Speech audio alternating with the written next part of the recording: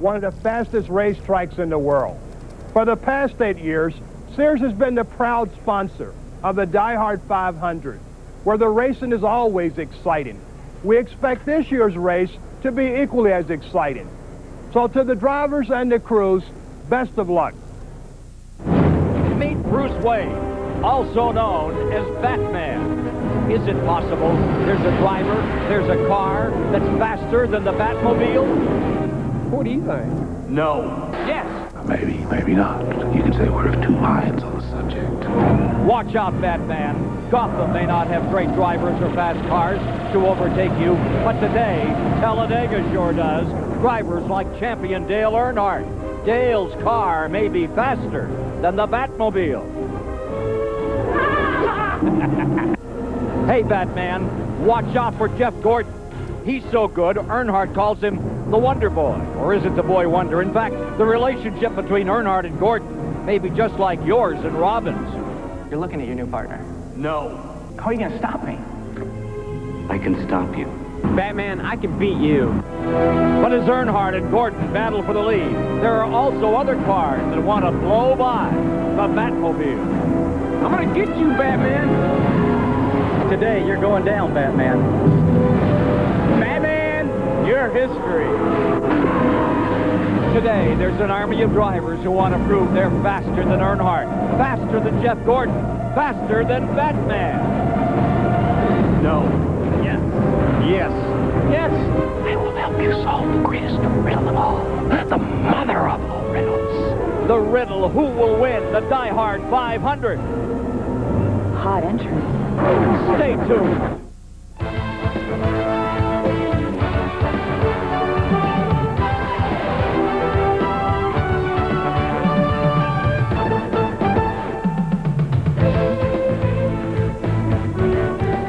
At Talladega, Alabama, the man in black, Dale Earnhardt, has been the model of Batman forever for years.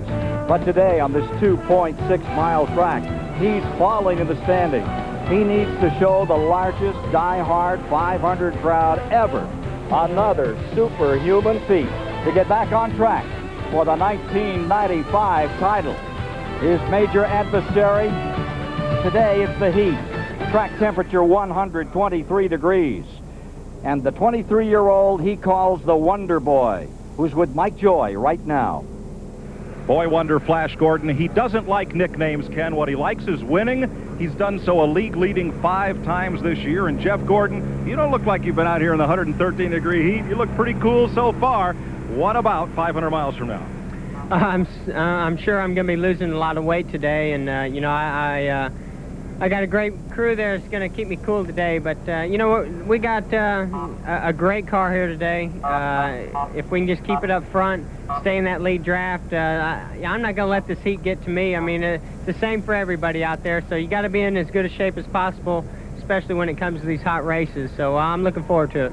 It's the same car in which he won Daytona last month, but filling up his rearview mirror on the starting grid is that sinister black car driven by the 7-time champion Dale Earnhardt. The editor of Stock Car Racing magazine, Dick Berggren, is with him. Thanks, Mike. In the last 5 weeks, Dale Earnhardt has gone from leading the points to 4th. If he has hopes of winning a record 8th championship, he has got to return to consistent up-front finishes. But this place is very hard on engines, drive lines. Big crashes are common. Champ, as you look forward to today's race, what worries you the most? Well, really just the traffic. You know, the restrictor plate racing lends itself to a bunched up bunch of field, so we just want to sort of get out and maybe draft along here with these guys and stay in line for the first part of the race. And if it goes green and the pit stops will catch us right, you know, we can maybe pair off with somebody and get away from them. But just stay out of the group right now. Just stay cool. Try to be there all day. The third man working with us on pit road today is David Hobbs. David? Well, Dick, last week, Dale Jarrett finally broke the ice and won his first race in the 28 car and beat out the young Flash Gordon. Can you do it again and bring your dad to hysterics, counting us to the last laps of this race, Dale? Well, we certainly hope so. CBS has been good to us, and hopefully we can make it 2 in a row. We've got a good car. Just a matter of getting this Texaco Haviland Mac Tools forward in the proper place late in the race. There you have it, Ken. You've got to be in the right place at the right time. Well, thank you, David, and welcome, folks, to the 27th Annual Die Hard 500. We always talk about this as the most competitive event Consider this, over the last 10 years, the last 10 die-hard 500-mile races here, the interval between first and second, total 5,000 miles, less than 2 seconds, just a few car lengths. It really speaks to the competition we expect here today, Ned. Yeah, I think we'll see very close competition, Ken. Every time we come to one of the tracks where they require the restrictor plates, and that is Daytona and Talladega, we see extremely close racing, and more so here at Talladega because of the degree of the banking. Sometimes they get a little bit too close here, as we saw yesterday in the NASCAR Busch Grand National race. Coming off of turn 4, a couple of cars touch, and all of a sudden we see a lot of cars getting involved. That car number 6 is a relief driver, Randy LaJoy, relief driving for Tommy Houston, but he's okay. He's in the race today. But I think we can expect to see a lot of very, very close racing. That kind of incident was duplicated another time in yesterday's race. We'll tell you more about it later. Along with that, Jarrett, we're honored to have the 1974 winner of this race, guy who can really talk about what it takes to win at Talladega. Richard Petty, what about it? Well, really, it takes a lot of concentration here. Like I say, it's so close, it's so hot today, the competition's hot. You know, you really got to pay attention yourself.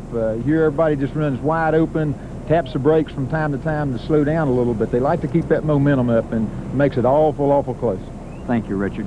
Special friend of ours, a colleague, is the Grand Marshal for today's race. And now, ladies and gentlemen, for the most famous words in all of motorsports, here's today's Grand Marshal, Chris Economaki.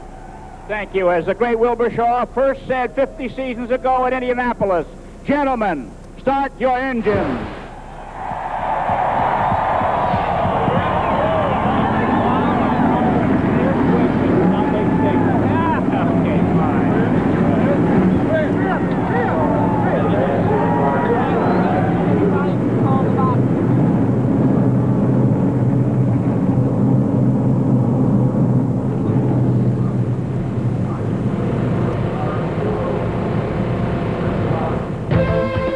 CBS Sports coverage of the Die Hard 500 is sponsored by Sears Die Hard, the official battery of NASCAR. Ford and your Ford dealer. Have you driven a Ford lately? And by AutoZone, the best parts in auto parts.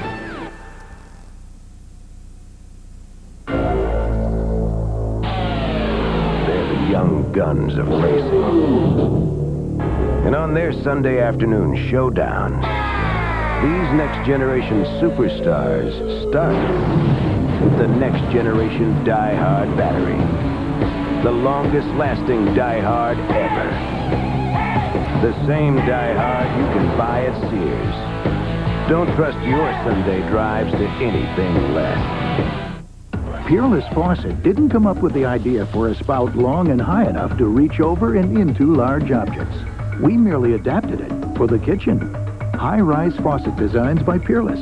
Get more out of your faucet than just water. Spamberger hamburger. This is a hamburger. Just cut it like this. You just cut it like this. Oh, I see. You cut it this way, and it makes 3/4-pound burgers. That's a good deal. Get Spam luncheon meat or Spam light, and you've got the Spam Burger. It's one great tasting hamburger.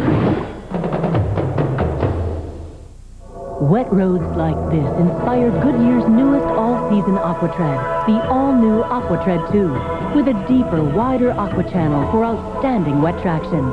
The new 65,000-mile Aquatread 2, only from Goodyear.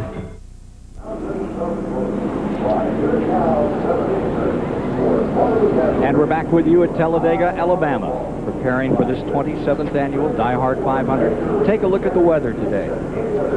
Temperature is 94 degrees and rising, and the track temperature, Ken, is 123 degrees. Forecast a little rain later on today. Don't think it'll affect our race. Should get it in. Let's take a look right now at the starting order for today's race. On the pole, the two-time winner of the Daytona 500, Sterling Marlin. A two-time winner this year, Bobby Labonte, starts second. In row 2, it's the point leader, Jeff Gordon, and the guy who won it in '88 here, Ken Schrader. Row 3, the only 5-time winner of this event, Earnhardt, and Ricky Rudd's there. In row 4, it's the Waltrip gang today. Michael's on the inside, and the '79 and '82 champion, Darrell, on the outside. Row 5, from Indianapolis, Indiana, John Andretti and Robert Presley. Row 6 is Mark Martin, who won the 500-miler here in April, and Jeff Purvis. In row 7, it's Dale Jarrett, fresh from that victory at Pocono, and Todd Bodine. In row 8, it's Loy Allen Jr. and Rick Mast. Row 9 is Dick Trickle and Randy LaJoy. In row 10, Jeff Bodine and Lake Speed. For row 11, there you have Jeremy Mayfield and yesterday's winner, Chad Little. In row 12, it's Jimmy Spencer, the defending Die-Hard champion, and Morgan Shepherd. Row 13 is Dave Marcus, who won it in '76, and Rusty Wallace. Row 14, Hutch Strickland and Elton Sawyer. Row 15, Ricky Craven and Bobby Hill in the '86 winner. Row 16, Steve Grissom and Joe Nemechek. Row 17, Ted Musgrave and Brett Bodine. Row 18 is Mike Wallace and Chuck Bound.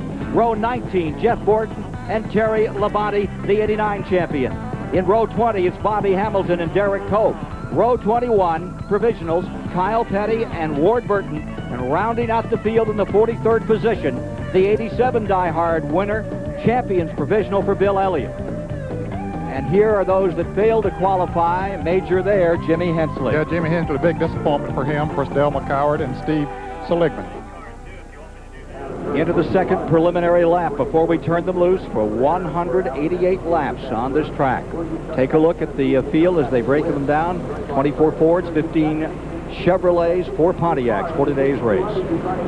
Take a look at the track out here they're facing. Long backstretch, 4,000 feet, just 2 degrees of banking there. The corners are 33 degrees, and the front stretch 4,300 feet with 18 degrees of banking. Yeah, when you stand down beside that racetrack, it looks like a wall, and when you're running on it, it looks like it's tilted the other way, so it's quite deceiving. It really flattens out at 200 miles an hour. In-car cameras as we get ready for a go. You're riding with Dale Earnhardt. And here is Jeff Gordon's view. She prepares. And Mark Martin will give us pictures today of the Die-Hard 500. How about Jeremy Mayfield? Had that great run last week for Cale Yarborough. And Dave Marcus is with us today, one of those early champions of this 500. And Bobby Hamilton, carrying Richard Petty's colors. Think we got enough cameras there today? We should be able to cover it, yes. I hope Bobby can get up there and get some good pictures. That's the reason we sent him out. That's the only reason we sent him out there. All right, ladies and gentlemen, 43 strong for $1,300,000. The 27th annual Die Hard 500 is about to be cut loose. He's the field business manager of automotive affairs for Sears Roebuck & Company, the sponsors of the Die Hard 500. Coming to the line, remember the start-finish line is not in the middle of trioval, down toward turn 1. We have it. They are off and running. 5 Chevrolets in the first 5 positions. Turnaround from last week when the Fords were up in front 3 positions and Musgrave started 7th. See Gordon breaking in to make it 3 wide. No, he waits a second on Sterling Marlin into that 4,000-foot back straightaway. Still coming to speed. With these 7-inch restrictor plates, how long to get to full speed there, Richard? It takes about a lap and a half, really, to get to full speed. So, doesn't make any difference right now. They're all accelerating together, so what difference does it make if they run 100 mile an hour or 200 mile an hour? And coming down to complete lap number 1 from Columbia, Tennessee, the Morgan McClure, number 4. Sterling Marlin has the lead for the moment as Jeff Gordon moves in. Gordon closing on him as they come down to complete this first lap. Gordon second. Bobby Labonte third. Earnhardt tucked on the inside and fourth. And then everybody side by side from there back almost to the end of the pack. 2 big 12-car incidents yesterday had Darrell Waltrip talking to the drivers here today about being cautious, particularly in the early going. You just have to flat-foot it. You can leave your foot on the floorboard for 500 miles. You have a chance. Boy, look at Earnhardt. He wants to go for the lead early. Didn't you say there in that interview that he's just going to sit there and sort of ride and see what happens? Well, maybe he said he was going to ride in front. He didn't. Instead of riding line, but we knew better than that. Crowd standing up and cheering as they note that Earnhardt has now come up into second position to challenge Sterling Marlin. Remember, he started 5th. Well, Darrell's running 3rd. He's jumped right up in there with him, too. Darrell started 8th. So he has made a good move up to third. Yeah, you're right. They were so optimistic for today. The Waltrip crowd had the wind taken out of their sails in that terrible crash at Charlotte, North Carolina. He broke some ribs, set him way back in the standings after he'd been up in the top 10. Interval first to 43rd, about 3 seconds. Again, you're talking about how long it takes to get up to speed. The first lap average was 169 miles an hour. Second lap average was 192 miles an hour. Get with the program. From the blimp, watching the commencement of the 500 here today at Talladega, Alabama. 3 wide, Mayfield down on the inside. That's Lake Speed on the outside, and sandwiched in the middle, the Wood brothers, number 21, Morgan Shepherd aboard. Another big cheer as they come down by and put 3 laps in the record book of the 188 to be run. Jeff Gordon gets left in the lurch down to the bottom. Yeah, he might need a little help down there, somebody to draft with him. Bobby Labonte coming up on him there now. Look at Bodine trying to move in the middle here. Jeff Bodine, and that's number 7. You just do your thing. If somebody gets right with you, it can make you go. Or if they don't get right with you, then you're gone. You're hung out. Third lap at about what the pole runner was, 194.5 miles an hour. From Mark Martin's view, traveling along a little over 195 here. Average for a lap, 194. See John Andretti tucked just on the inside of him.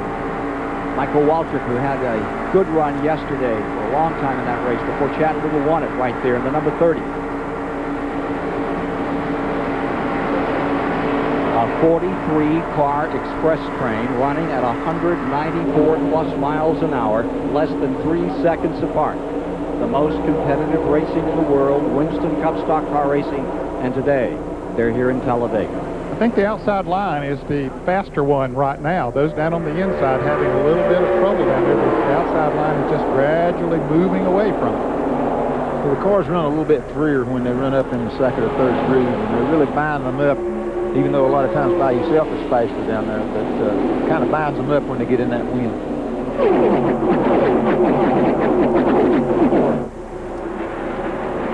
Back to completing 5. Marlin has led from the outset. Sitting on the pole for today's race. Not a record for the pole, but on these restrictor plates, a whale of a lap. His 9th career pole put him there, and a bonus of $120,000 net Unocal money. Now note that Chad Little has switched to the, Jeff Gordon has switched to the outside. He's fallen in behind Schrader. Yes, he saw low line. He saw what was happening there. He knew that he had to get up there in that faster line. It's faster right now. At least last lap, 195.6 miles per hour. They're getting on with it now. Schrader starting to work with Gordon. As they come back to the line, you see that car inside the green automobile. That's one of the Leo Jackson entries, and he's had great success here over the years. Presley, the rookie, who had a great qualifying run in 10th, staying right up there in the hunt. Yeah, he's in 6th place right now. Leo Jackson power plants have won with both of the Parsons in this race, with Harry Gant. Could have a good run here today. Kenny Schrader just went very high in turn 1 to 2, allowed Jeff Gordon to move by, whether that was intentional to let his teammate go by, or not. They certainly would like for Jeff Gordon to get up there and lead a lap and get 5 bonus points. You notice they're starting to get one right behind the other one now. They're starting to really do some drafting where they can get the speeds up right now. To the pits and Mike Joy. Just before they climbed to the cars, Ken, Michael Waltrip, who got knocked briefly unconscious in yesterday's crash, came over to his brother Darrell as Earnhardt goes for the lead, and he said, "No, I started 28th yesterday. No matter how bad it gets up at the front here, it's much worse back there." Darrell nodded, and he said, "I'm going to the outside. I'm going right up near the front, and I'm going to sit there and ride as close to the front as I can." That's just what he's doing.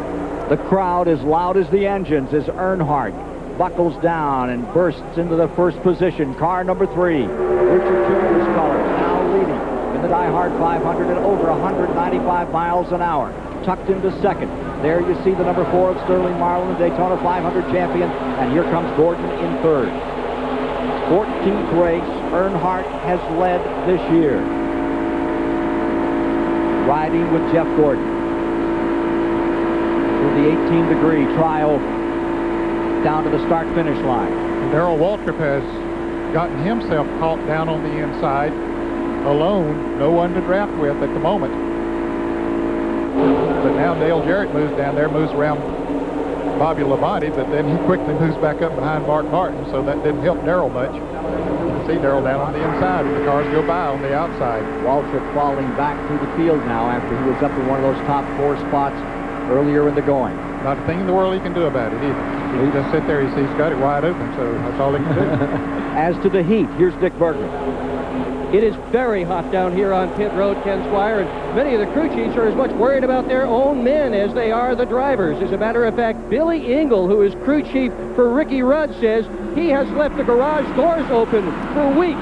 Why? So he can get his pit road guys ready for this extreme heat. He said, I'm not going to turn on the air conditioner for them. On the other hand, Ricky Rudd has ice in a bucket in his car to circulate cool air through his helmet. And Engel says, well, I'm not going to mess with the boss. He signs my check so Rudd can stay cool. Rudd lies in 7th position right now. Mark Martin right there.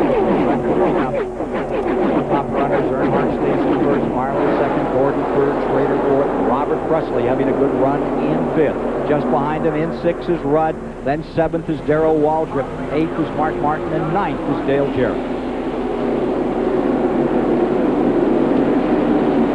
Went out to buy a car, Dad said good luck. Saw my new Ford Ranger and said, son, that's a truck. My girlfriend loves the new inside. Now all she wants to do is ride. Mom sees the airbag and takes heart. Finally the boy's getting smart. My best friend pops the hood. Look for horsepower, that's good. Well, my boss says it takes the cake. A truck with anti-lock brakes. Oh yeah, my Ford Ranger's really hot stuff. Now Dad asks, can I borrow the truck? If you need new tires, get to America's #1 tire store, Sears. Because America's #1 tires, Goodyear, are all on sale for whatever you drive. Huge savings on all Wranglers, all Eagles, all Aquatreads, and all Goodyear weather handlers, a Sears exclusive. Get to Sears by July 29th because you won't want to buy tires anywhere else until you shop Sears first. All Goodyears, all on sale, now at Sears Auto Center. When it comes to roping a steer, folks in Grand Junction, Colorado will tell you that Ron Markin can ride with the best of them. And when it comes to overhauling an engine or rebuilding a carburetor, well, he can do it all. You see, when Ron's not riding a horse for fun, he's turning a wrench for a living. So he buys a lot of parts, mostly from AutoZone. Sure, there are other parts stores in town, but Ron knows that when you want the right part for the right price, there's just no place better than AutoZone. Riviera is one of my favorite courses because it's an old-style course. You have to maneuver the ball a lot out there, and very small greens. It's a thinking man's course, and that's what I like about it. Coming back to the line to complete the 12th lap. Everybody up and cheering is Earnhardt, Marlin, Jeff Gordon, Schrader, and Presley come roaring by, and then the rest of the train. Getting a little bit of separation. First lap's just amazing. They have one car pulling onto pit road right now. That is Jeff Bodine. Certainly an unscheduled pit stop for Jeff Bodine. Last time this race was won from the pole was back in 90, when it was done by Earnhardt. Bodine getting 4 tires. We mentioned him into the pits, and he was ailing a little bit this week. Had a kidney stone problem. Let's go to Mike Joy. Ken, he got in against somebody. You see the left rear quarter panel there? It's bent. It was bent in on the tire. He felt the tire rubbing, smelled the burning rubber, and at Talladega you take no chances with that sort of thing. They had to come in and make a change. He will lose a lap. What's more, Bodine has a kidney stone. They did a dye test. They've checked it over the last couple of days. It has not moved. He says he's good to go for the day health-wise, but if it moves, Mike McLaughlin, the Busch driver, will be here in relief. Here you're watching the 15-car train up in front. Just behind it, about 3 car lengths back, is Waltrip. He's running in the 16th position now. Take a look a little further back in the field here. Here's Bobby Hamilton well back, now being shown in 39th position. When you're running 39th out here with that kind of stuff going on in front of you. Long day? Well, yeah, it's going to be a long day for Bobby, but he's running just as hard as he can go, and all we try to do is just try to keep him up in the same lap, and then, this is a long race. It takes its toll later on in the race. There's the pack that's just in front of him. Loy Allen is the direct car in front of him as they continue the war out here. Yeah, they're in a pack of about 15 cars right there that everybody else is getting away from. Loy has slid back perhaps more than anyone else. He started in 15th position. He's now back there in the 42nd position. So here come your leaders, about to complete 15 laps, all green thus far. Great race yesterday. Rex Throon, however, 2 multi-car accidents. When it was over, Chad Little had his 5th win of the 1995 Grand National season. And here comes Sterling Marlin. He wants the lead again. Trying to take it from Earnhardt. He had it at the start-finish line. Chevrolet's up there in those front 5 positions. First forward is Ricky Rudd back in 6, Martin in 7, Jarrett in 8. Now does Earnhardt, he's on the outside. Does he have the momentum? Now Gordon goes with him. He thinks Earnhardt does have the momentum. Now he don't know what to do. Is he going to come back down behind Marlin? He's confused. Don't blame him. You can get that way, can't you, Richard? Very, very easy. You just have to make a decision and stick with it. And some of them are right, some of them are wrong. Here's Gordon coming on the inside, challenging Earnhardt. With him comes Schrader. Schrader will more than likely follow the 24 car of Jeff Gordon. They are teammates. Those cars owned by the Hendrick Motorsports Oil. What a year they're having. Unbelievable. While they're battling back there, Sterling was able to open up about a 5-car length lead. Last lap at 50.2, and you saw the speed at about 190. Schrader to the inside, Earnhardt outside, and Robert Presley putting the 33 back up there. Change in that 33's administration. Johnny Hayes is leading the UST team. After many years, a very successful management of that team. Now we're seeing some cars move around a little bit, drivers trying other positions. Here's David Hobbs. As they go for the lead, Gordon coming to the inside at the line, coming out of that tri-oval. It's going to be Gordon getting back into it again. You got 5 bonus points right there, Ken. Now you see he might even back off. Whoa! Let's go to David Hobbs right now. Well, Ned's son Kyle had a dreadful weekend in qualifying and practice and ran dead last for the first 3 or 4 laps of this race. But now he's up to, what, 23rd, Barry Dodson? He's going tremendously well. He was 23rd a while ago. I think he's moved on up, you know. We struggled all week. Nobody was watching. And yesterday afternoon, we got our good engine back in and got back to where we were at Daytona, where we've been awfully strong for both races. And he must be having fun. He's not saying anything. And normally that's a good indication that we've done a pretty good job. Well, certainly is so far. Just rocketing through the field, Kyle Petty. Yeah, I was watching him during the happy hour practice yesterday afternoon, and he was running with Mark Martin. They were turning some very fast laps, a lot faster than Kyle had qualified, so it looked like his car was going to be good. Hutch Strickland down on the inside of the number 26, coming with Kyle Petty in the 42. Moving under Jeff Purvis, pulling up on Rick Max. Further back in the field here. There's Kyle trying to make another pass. He's in 22nd position, climbing toward the front. Some good side-by-side racing back, not too far back in fact. Bobby Labonte on the outside in the Joe Gibbs car. There's Rick Mass down on the inside in car number 1. And here comes Kyle. Boy, he is coming on up through the pack. He was as good as anything out here in that last hour of practice yesterday, following that Grand National race. He has made tremendous strides. Here's Dick Berggren. One of the things that the drivers are doing right now, Ken, is trying to figure out who they can hook up with and who they can draft best with. And this is not a matter of Chevrolet with Chevrolet, Ford with Ford, or even teammate with teammate. Aerodynamics are such that some cars seem to simply draft better with others.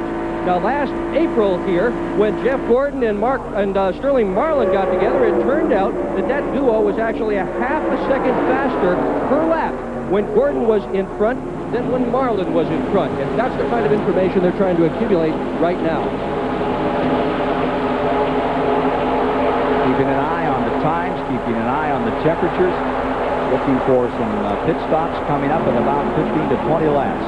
And we'll return to the Talladega Superspeedway after this message and a word from your local station. Have you heard about the big sale at Sears Brand Central? I'm one step ahead of you. During the National Home Appliance Sale, you'll save on all refrigerators, ranges, washers, and dryers. I'm pretty selective. Choose from great brands like GE, Whirlpool, and Kenmore. Then again, I like those names. Plus, all computers and electronics are on sale. Every camcorder, TV, VCR. Well, bring on the popcorn. You don't want to miss this one, so get your Sears card ready and get to Sears Brand Central by Wednesday. Hey, if it's all on sale, I'm already there. With each race, he faces a new challenge, a fresh shot at the pole, and another chance to win this season's overall prize, the Busch Series Pole Award. Only then will he earn a ride at Daytona, where he'll run with the big boys in the Busch Clash. We're proud to be with him from the first turn to the last. Busch, the official beer of NASCAR. The next generation of Olympic superstars go for gold, showcasing their strength, power, and poise at the U.S. Olympic Festival. Today on The Show. You're on CBS. Hello, I'm Maura Fitzgerald, and I'd like to tell you about an exciting concept in kitchen remodeling, one that can transform your old kitchen into a beautiful new-looking kitchen for significantly less than the cost of custom kitchen remodeling. It's called refacing, and nobody does it better than us. Refacing takes just 3 to 5 days. Incredible? Well, this free video explains the entire process. It's simple, really. You see, we don't build new cabinets, just replace your existing drawer fronts, doors, and hardware. It's fast and affordable, not to mention beautiful. Just look at all the styles you can choose from. But don't wait. Call today to receive your free video. It answers all your questions. We'll send it out right away. Once you've seen it, we think you'll agree. Sears cabinet refacing is the better way to a beautiful, new-looking kitchen. Flo and Kay, Human Computers, beginning Monday on 10 News at 6.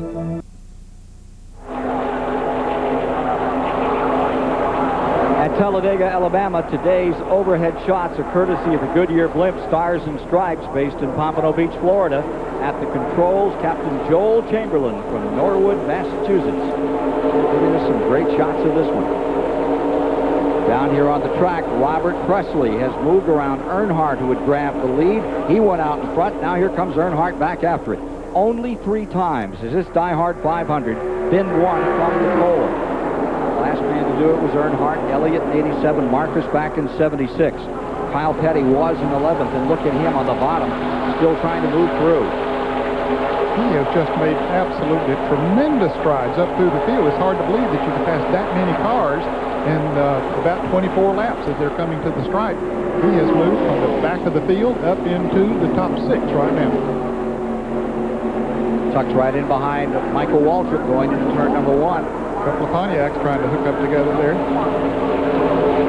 Take a look at the running order after 21 of 188 laps.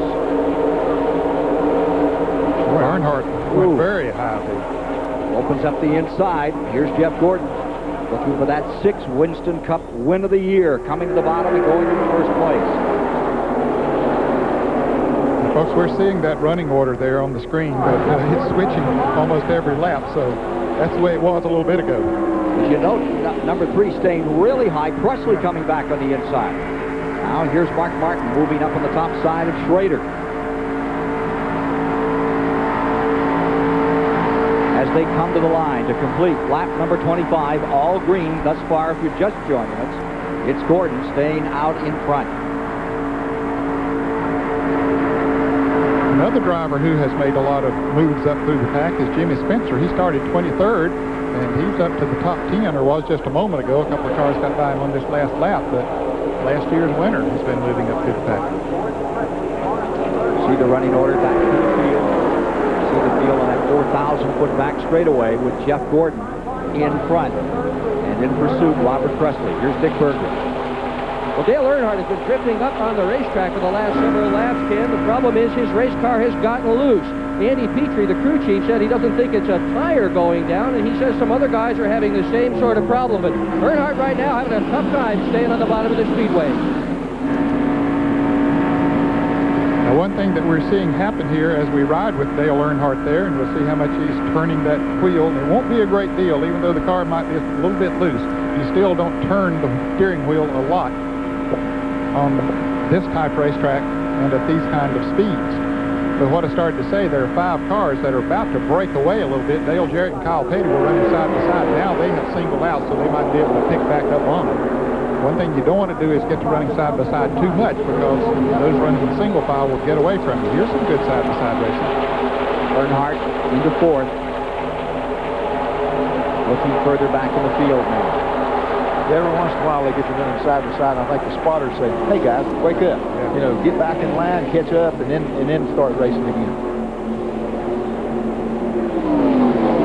From 43rd position, last on the starting grid, Bill Elliott's beginning to knock him off today, too. He's coming on.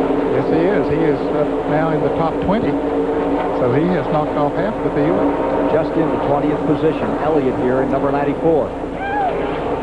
You see Rudd falling back a bit here in the 10. Fastest forward in qualifying, Ricky Rudd was. Now, his car getting a little... John Andretti holding right on to him in 21st. Here's Mike. Just talked to Billy Engel, Ricky Rudd's crew chief, and he just looked at me and said, loose. You know, typical hot day, Talladega loose. Ricky climbed the hill a little bit, got the car back in line, but you can see if the car is not quite right, the cars that are a little tight at this stage are going to drive right underneath you, and that's continuing to happen to Ricky Rudd now. And Mike, I think some of those that are tight enough to run in the draft are beginning to pull away now, and we see that here after they've run about a half of the pit stop, get those tires really heated up. That's when you can see how good a car is really handling.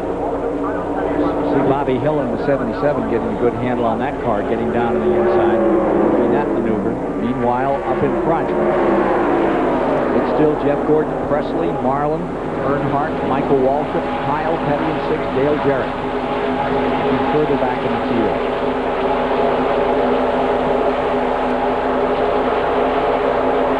Check in on Jeremy Mayfield out here running in the 24th position, car number 98. They're in the top 10 at Pocono a week ago in the RCA car. And you can see Jeremy's in a lot of traffic as well. There's a lot of traffic just about everywhere you are on this racetrack. All green thus far as we come to 30 laps this time by. Mayfield has a passenger in there. Yeah, is that the RCA dog? Is that what it is? It changes bark.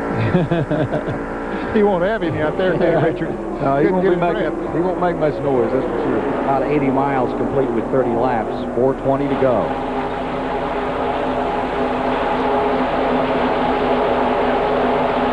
Again, here's Gordon coming back to the stripe. Marlin is pulled back up into 2nd, and moving back up a notch to 3rd comes Earnhardt.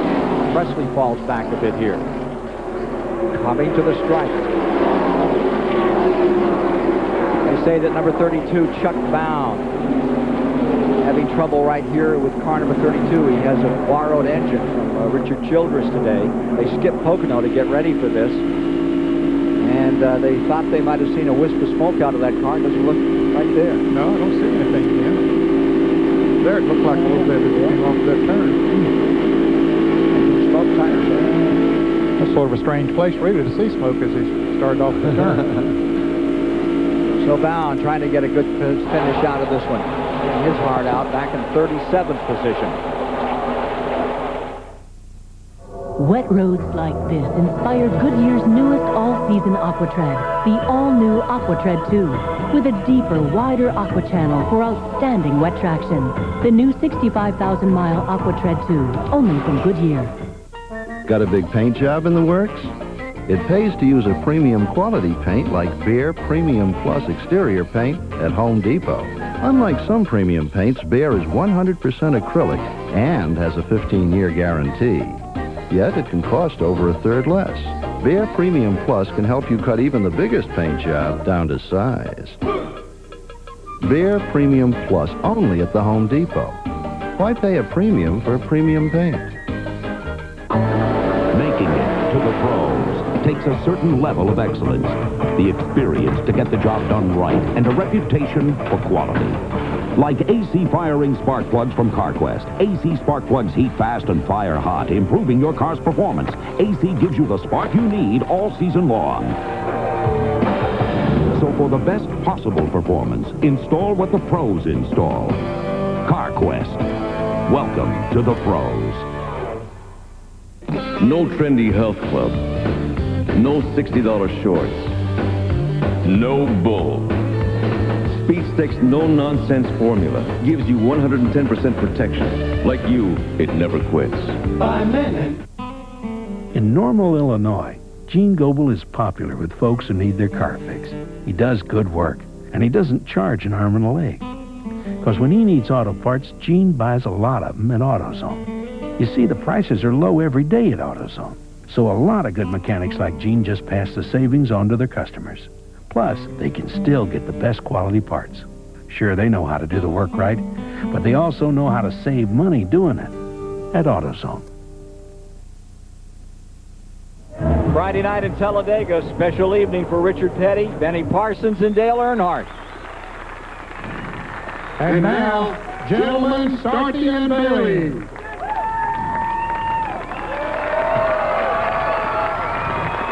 Race fans, I present your new 1995 Talladega, Texaco Walk of Fame members, Richard Petty, Benny Parsons, and Dale Earnhardt.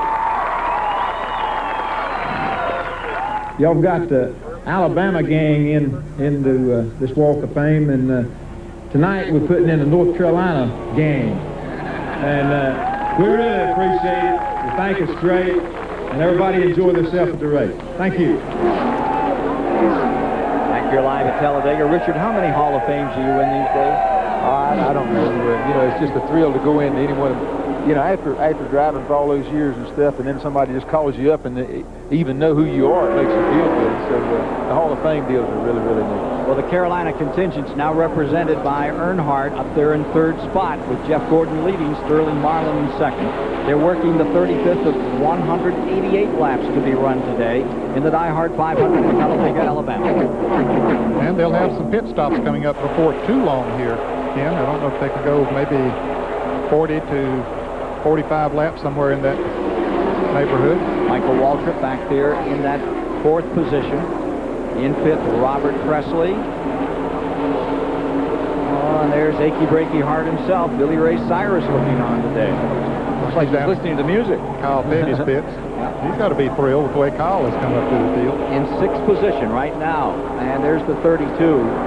Chuck Bound having problems. Wanted a good run. They took a week off to get ready for this and for Indianapolis upcoming. I guess Bobby wore him out. He kept taking a picture of him, and he finally gave up. That's a bad break for the former Grand National champion, trying to get this 32 active racing team back together. Well, for a moment we had 9 cars that had pulled away a little bit, but now those behind them have caught up, and we got about 19, it looks like. Yeah. Let's get to Mike Joy quickly.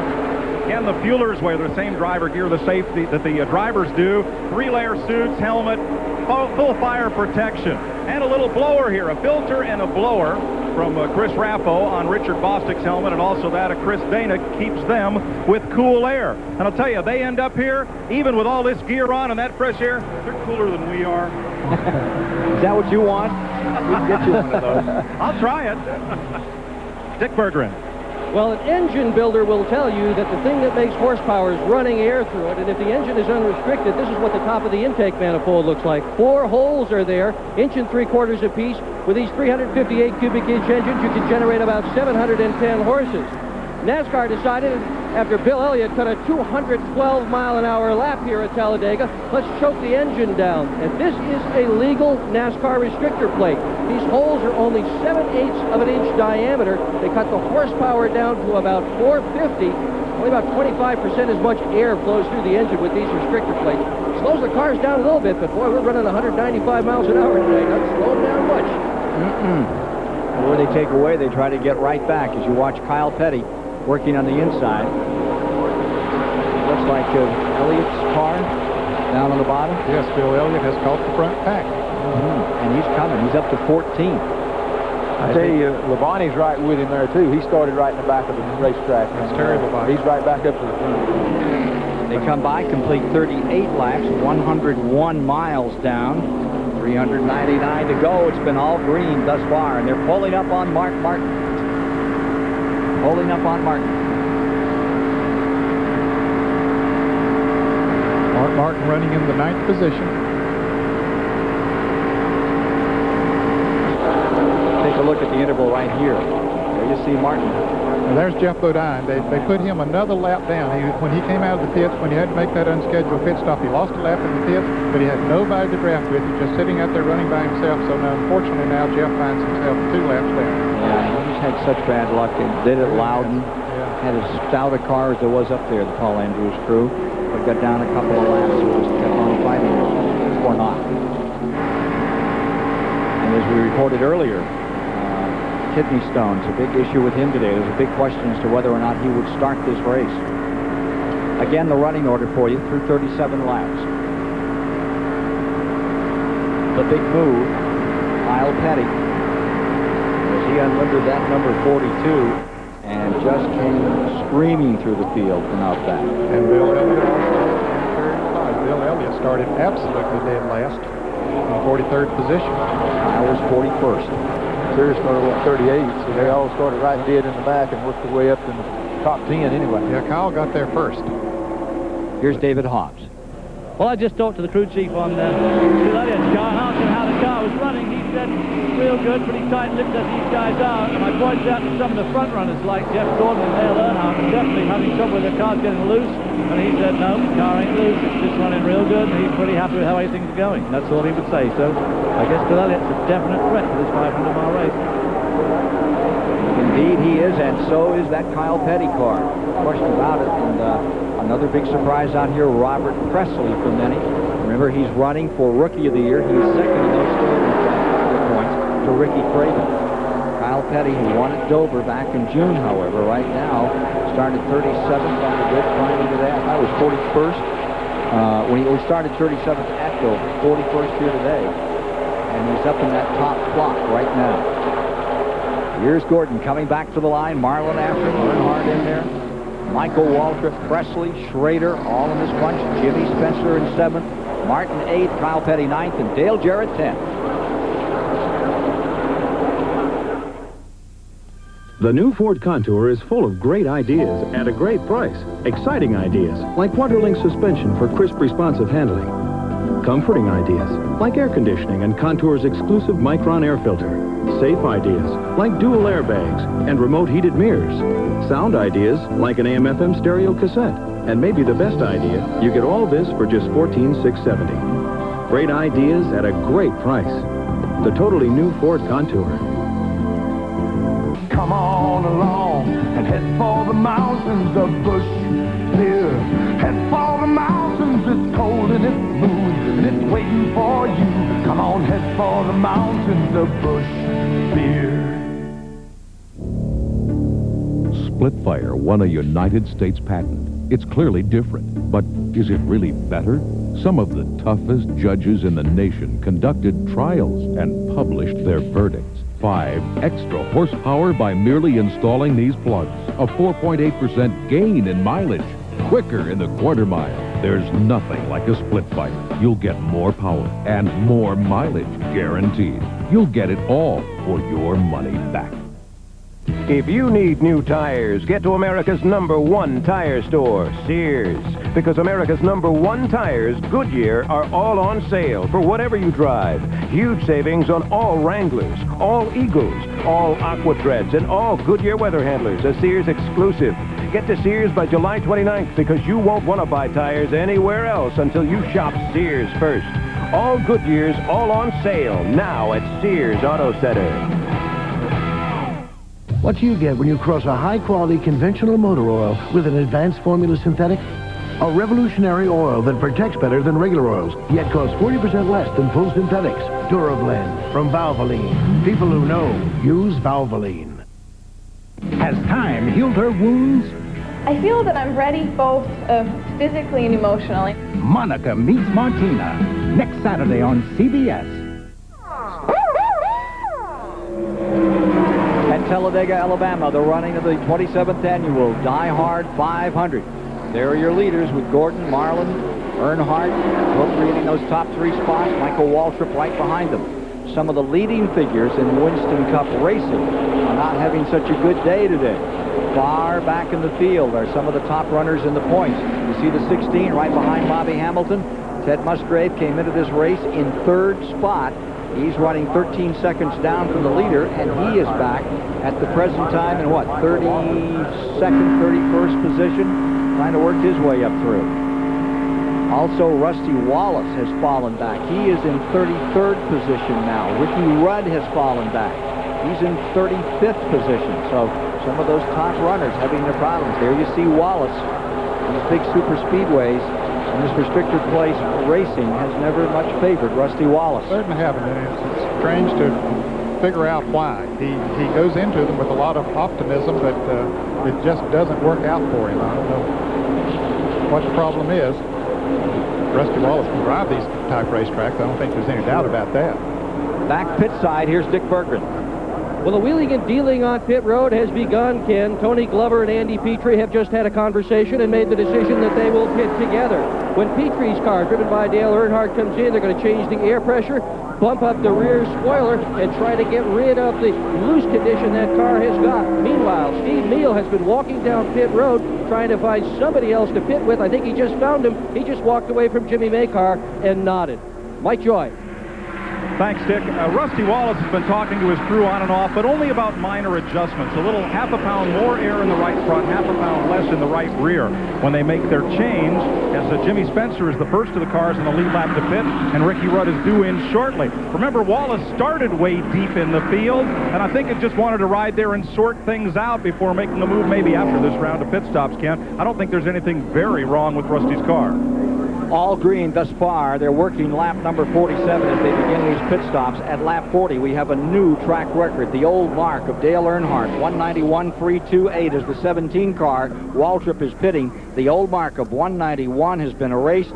The new record is a 192.4. That's 192 miles per hour over the first 40 laps, approximately 106 miles. The new record belongs to Jeff Gordon, who now has led 17 of the 18 races this year. Is that Darrell pitted? Got the trouble? Got the hood up on his car.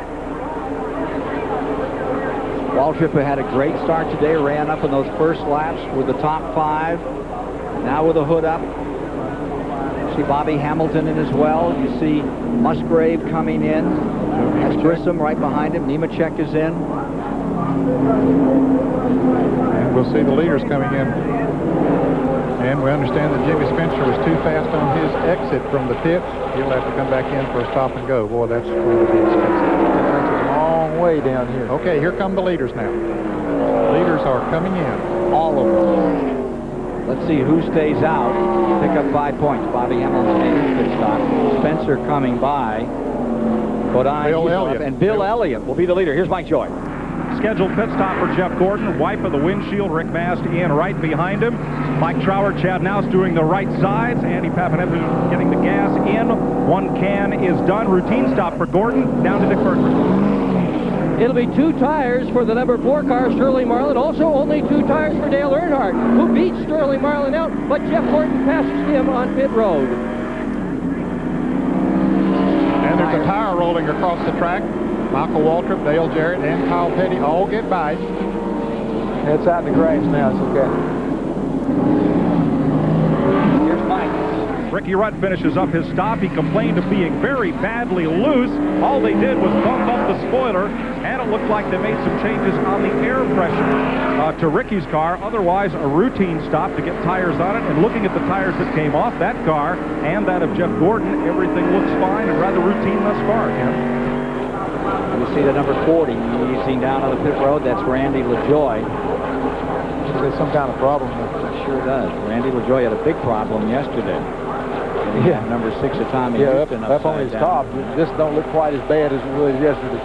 Boy, Jeff Gordon beat Earnhardt and Sterling Marlin out of the pits by quite a bit, at least on the racetrack. It's showing up to beat quite a bit. However, as the cars behind them get hooked up together in a draft, they'll pick them all up and they'll all be running back together in about 10 laps. Elliott has made his pit stop. Let's get down to Dick Berggren.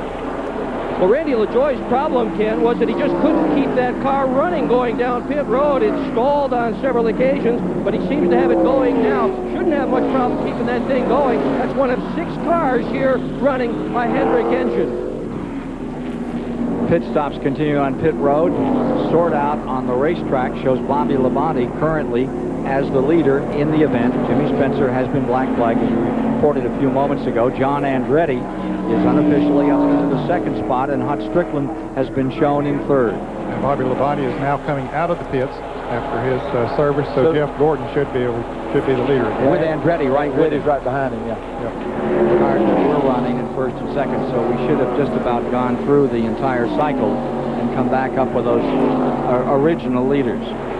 8 lead changes among 5 drivers thus far in the running of the 27th annual Die Hard 500. No cautions to date. First stop for fuel and tires, a green flag stop, and usually that separates some of the track. It normally does. That's about the only thing that separates them here at Talladega, it seems like. But someone make a 1 second faster pit stop than someone else, that's a couple hundred yards. 1 second is a long way down here. Speed, who is still looking to lead that first lap this season. Car number 9 goes down on the inside. So we now have 50 laps complete, and with this entire cycle completed, this would put Jeff Gordon back in front with Earnhardt in 2nd. Sterling Marlin in 3rd, and here is Jeff Purvis in the 44 car coming in very slowly, set on the pole for yesterday's Grand National race. The Clarksville, Tennessee driver having some problems here. Jeff Purvis in number 44, who had qualified 12th at 193 miles an hour. Eases her down onto the apron of the Talladega Superspeedway.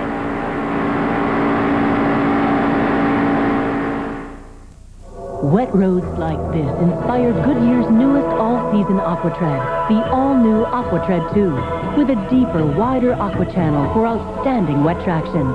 The new 65,000-mile AquaTread 2, only from Goodyear. You know, at AutoZone, we know our customers work just as hard as we do. So we're open when they need us, at night and on Sundays. And since 2 million folks each week count on AutoZone for what they need, when they need it, we're not about to let them down. That's why we carry so many parts and why we price them so low every day. You see, selling top quality parts at low prices every day is how we make a living. But helping customers, well, that's how we make friends. In these mountains, you need a tough truck. Dave Ashley, Search and Rescue Volunteer. Trails, I tend to make my own. It's one torture test after another. But the people I'm looking for depend on someone to find them. Well, I depend on something too. My Ford F-Series. How do you learn a job like this? Let's just say I drive something tougher than a golf cart on the weekends. Ford F-Series. The best-selling trucks are built Ford Tough. Athlete's foot is a predator. To cure it all, you've got to kill it all.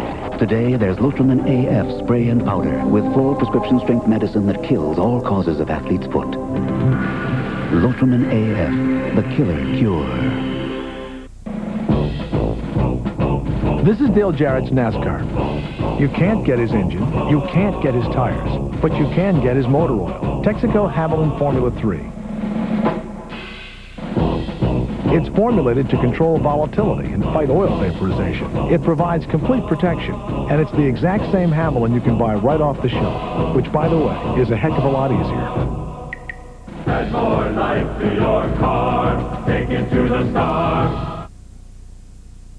This Die Hard 500 race summary is sponsored by Texaco Havoline Formula 3 Motor Oil. Race summary after they've completed 141 miles, 53 laps, have 9 lead changes, and they're at an average of 189 miles an hour. That includes that green flag pit stop out there. And there's just one car out of the race now. And here you see the leaders as they are working the 55th lap with Gordon first. You see Earnhardt second, Sterling Marlin, the pole sitter, in third. There's your leaderboard. Going back through the field, Dale Jarrett, John Andretti holding on in ninth.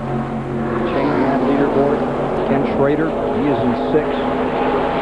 Bill Elliott just outside the top 10 now in 11th minute.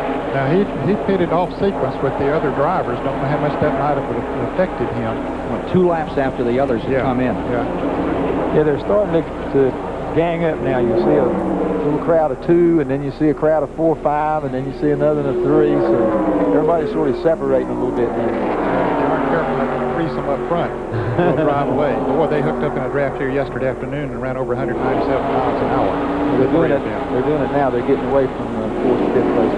They're trying to get away from that 4th and 5th contingent. Mark Martin, Mike Waltrip, then 6, Ken Schrader, and Kyle Petty in 7. They're the top 3, and here come the rest of them at Talladega, Alabama, on the 2.6-mile track, race number 18. $1.3 million at stake today.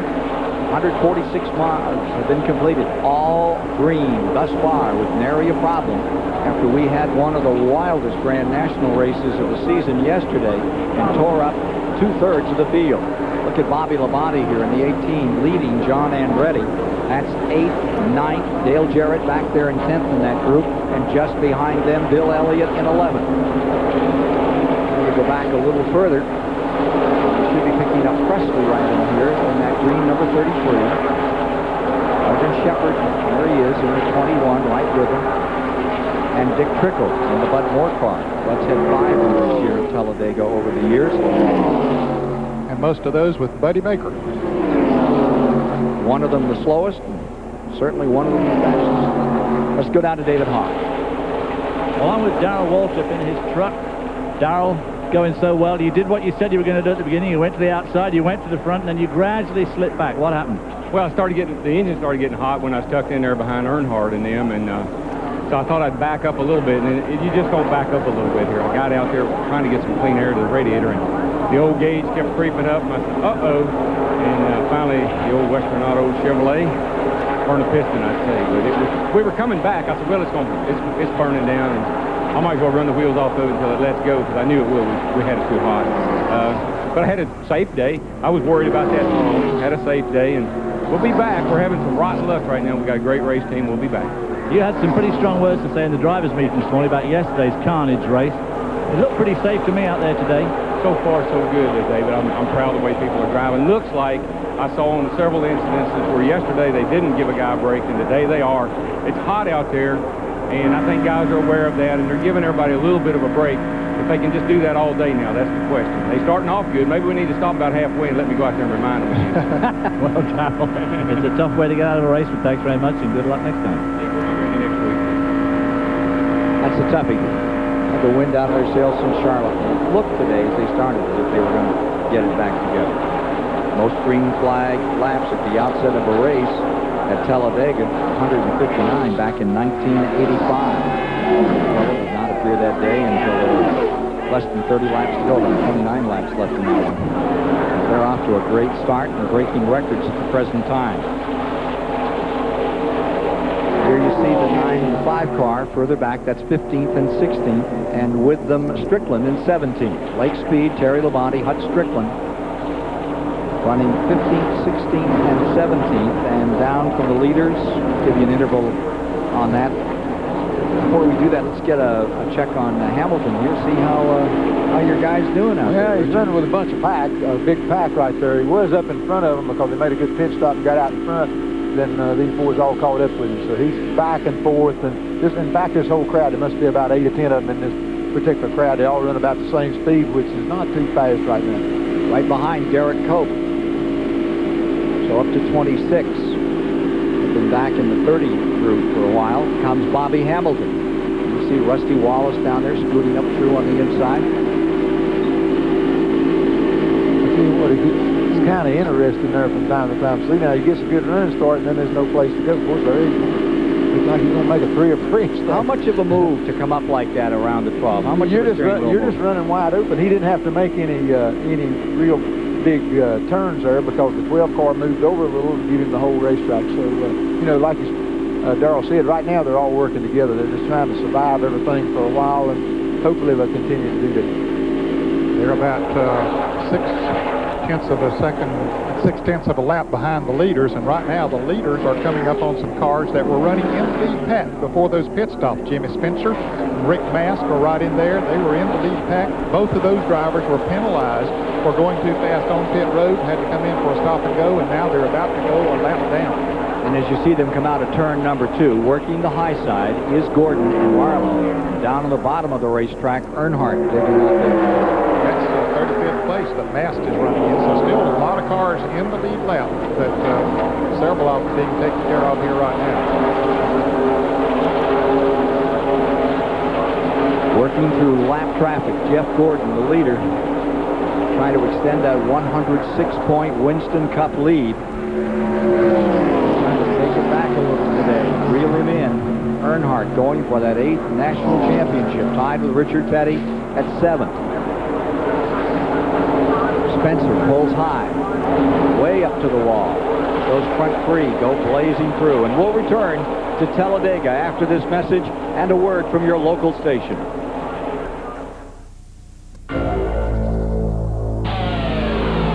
Young guns of racing. And on their Sunday afternoon showdown, these next generation superstars start with the next generation die-hard battery. The longest lasting die-hard ever. The same die-hard you can buy at Sears. Don't trust your Sunday drives to anything less. Mick Jagger and the Rolling Stones on 60 Minutes? You betcha. Closer up than you've ever seen them before. Tonight. This is CBS. Know which compact pickup is the best? Toyota. It's the best. That's right. J.D. Power & Associates ranked Toyota the best compact pickup in initial quality. And now you can save on Toyota's all-new compact pickup, Tacoma. Hurry and lease Tacoma for a low $199 down, $199 a month. That's $199 down, $199 a month. So, what truck are you going to choose? Tacoma. Definitely Tacoma. It's Tacoma. Choice trucks, choice deals. Only at your Toyota dealer now. Over the past 3 years, Dodge has offered a choice of more new nameplates than anybody else. Now Dodge offers some other choices that make driving the best-selling Dodge Caravan easy. During the Dodge Buyer's Choice sale, get a new 95 Caravan and choose up to $1,860 in cash savings and values. Or choose an interest rate as low as 4.9%. Or a great Caravan lease rate. The Dodge Buyer's Choice sale. It makes visiting your friendly Dodge dealer a very smart choice indeed. Flo and Kay, Human Computers, beginning Monday on 10 News at 6. CBS Sports coverage of the Die Hard 500 is sponsored by Sears Die Hard, the official battery of NASCAR. Beechwood Aged Budweiser, the king of beers. This Bud's for you. And by Goodyear, #1 in tires. 64 laps, 170 miles complete in the 27th annual Die Hard 500 at Talladega, Alabama. With Ned Jarrett and Richard Petty topside, I'm Ken Squire, enjoying a wonderful race, but a hot one. I mean, really hot. Take a look in here at the second place car. You're riding with Dale Earnhardt. That thermometer there says what, 135, 138, Richard? Something like that, almost 135 degrees. And, you know, he's sitting in there, he's not paying any attention right now, but this is a pretty long race, and he can start feeling the heat. Right now, he's trying to put some heat on the 24 car. Well, that's extremely hot conditions to have to work under. Here's Mike Joy. In Greg Fielding's book, Rumblin' Ragtops, he talks of a guy named Pete Peterson who came to Daytona in 1956 in a car with automotive air conditioning. Started 28th, finished 10th. But today, a driver has to wear more than 20 pounds of flame-retardant safety gear that does not breathe. How do you keep him cool? You take air in from outside the car, 100-degree air, run it through a filter, and pressurize it with a blower into an ice chest, where it passes through this cooler, chilled by ice in the chest, and then comes out. And just like Mom says, wear a hat in the winter, you wear a hat in the summer to keep cool. The cooled air, 30 degrees colder than outside, comes in here to cool the driver. There are also tubes out there that are filled with ice that are chilled by dry ice. And there's something new. Dick Bergman. Well, there's something new on pit road, too, Mike. Our Traders crew has come up with this little sprinkler system, which is sort of venting everybody back here with nice, cool water. They need it. It's 137 degrees on pit road, and this from Computech may well replace the dry ice and also the ice that you see in some of the coolers. This thing is simply a heat exchanger. It uses no Freon, no ice, no dry ice. It is the brand new deal. It's in Kyle Petty's car today. David Hobbs. Well, in spite of all those conditions, they still lose a tremendous amount of weight. Now, this is a gallon can of water which weighs 8 pounds. All of these drivers during the course of this 500 miles race will drink at least this much fluid, so in theory they add about 8 pounds to their weight. In fact, they'll all lose between 10 and 15. John Andretti tells me he'll lose 10 pounds. He only weighed 140 pounds to start with. So altogether, these guys are going to lose about 18 pounds of weight during this 500. That takes a lot of energy, and it takes a lot out of a driver, and it takes a lot of concentration to overcome that sort of loss. Richard, you were always a string bean, but how much weight would you lose in an event like this? I weighed about 190 pounds, and I'd wind up weighing 175 pounds when the race was over like this. And it wasn't nothing to lose that much, and then, the middle of Monday, you'd have it all gained back. But strictly, the deal of being dehydrated, that's what it's all about. Let's take a look at the weather here today at Talladega for you. Temperatures popped up to 97. We started, what, it was 93, 94, Ned? Right. And it's still continuing to rise. Ricky Rudd just had a problem. He slowed his Tide Ford going down into turn 1 down on the inside. Rudd had dropped all the way back to the 25th position. Here come the leaders. Coming back to the stripe another time and hanging at the back of him, Roy Allen in the 19th. I believe he is indeed a lap down in 30th position. Roy Allen with new sponsor, and there is Ricky Rudd in trouble and ready to bring that one in. Too much luck here at all for Ricky Rudd. See if he can make it back, because he's about to go down the backstretch now, not running too fast. He might coast all the way back into the pits. Qualified so well, had a 6th position in the starting grid here for this race.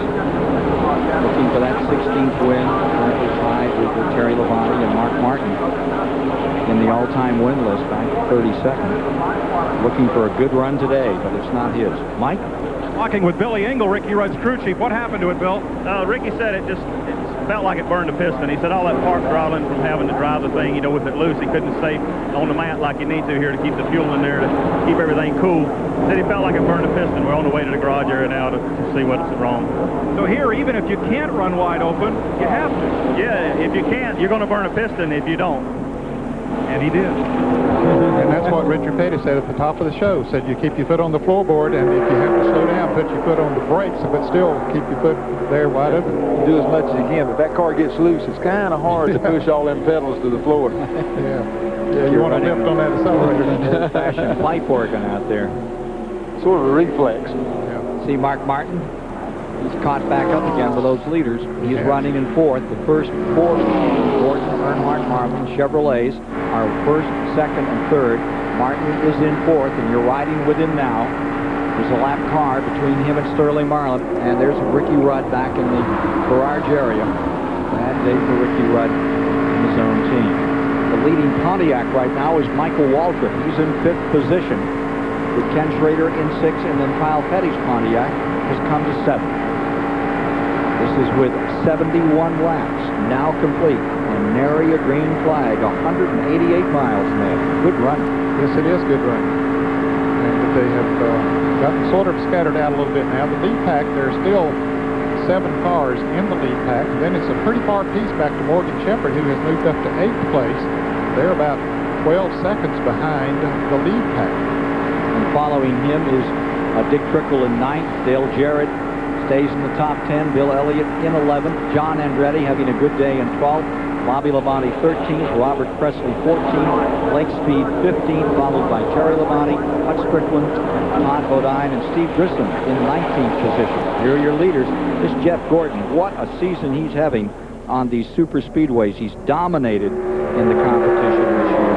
He has led 4 times the laps of anyone else. Coming into this race on super speedways, he had led 1,397 laps.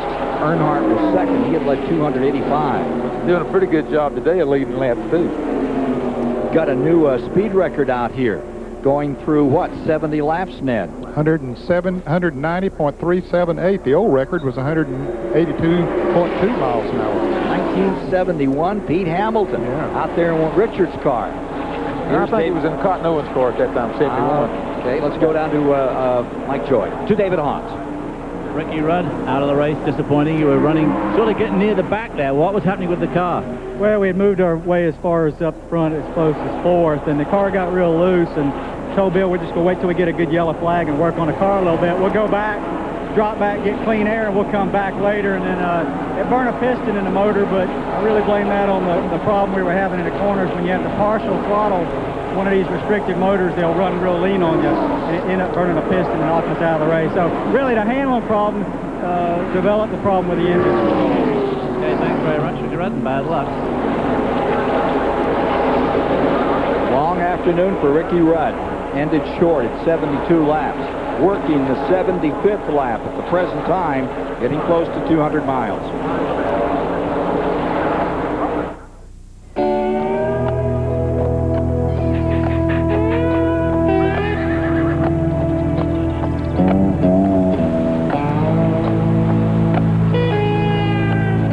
Put 700 of the world's most powerful horses together, and what do you get?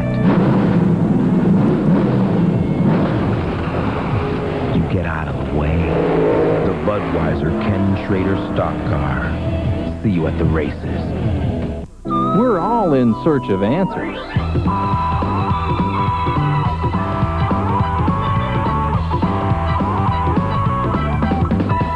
See us for the ones about cars. Peerless Faucet didn't come up with the idea for a spout long and high enough to reach over and into large objects. We merely adapted it for the kitchen. High-rise faucet designs by Peerless. Get more out of your faucet than just water. If you need new tires, get to America's #1 tire store, Sears. Because America's #1 tires, Goodyear, are all on sale for whatever you drive. Huge savings on all Wranglers, all Eagles, all Aquatreads, and all Goodyear weather handlers, a Sears exclusive. Get to Sears by July 29th because you won't want to buy tires anywhere else until you shop Sears first. All Goodyears, all on sale now at Sears Auto Center. You want to know how to choose a motor oil? Take a ride to your local garage and see what the mechanic puts into his own car. Fact is, of all the brands of motor oil, more ASE certified master technicians choose Valvoline for use in their own cars and trucks. So before you buy a motor oil for your car, know the one more top mechanics put into theirs. Valvoline, the #1 choice of America's top mechanics. Wouldn't it be great if you could shoot your age? Golf's elder statesmen display their talent and wisdom at the Ameritech Senior Open next weekend on CBS. Coming up next, the CBS Sports Show takes you to the Rocky Mountains for coverage of the 14th U.S. Olympic Festival, featuring figure skating, pairs, and ladies' short programs.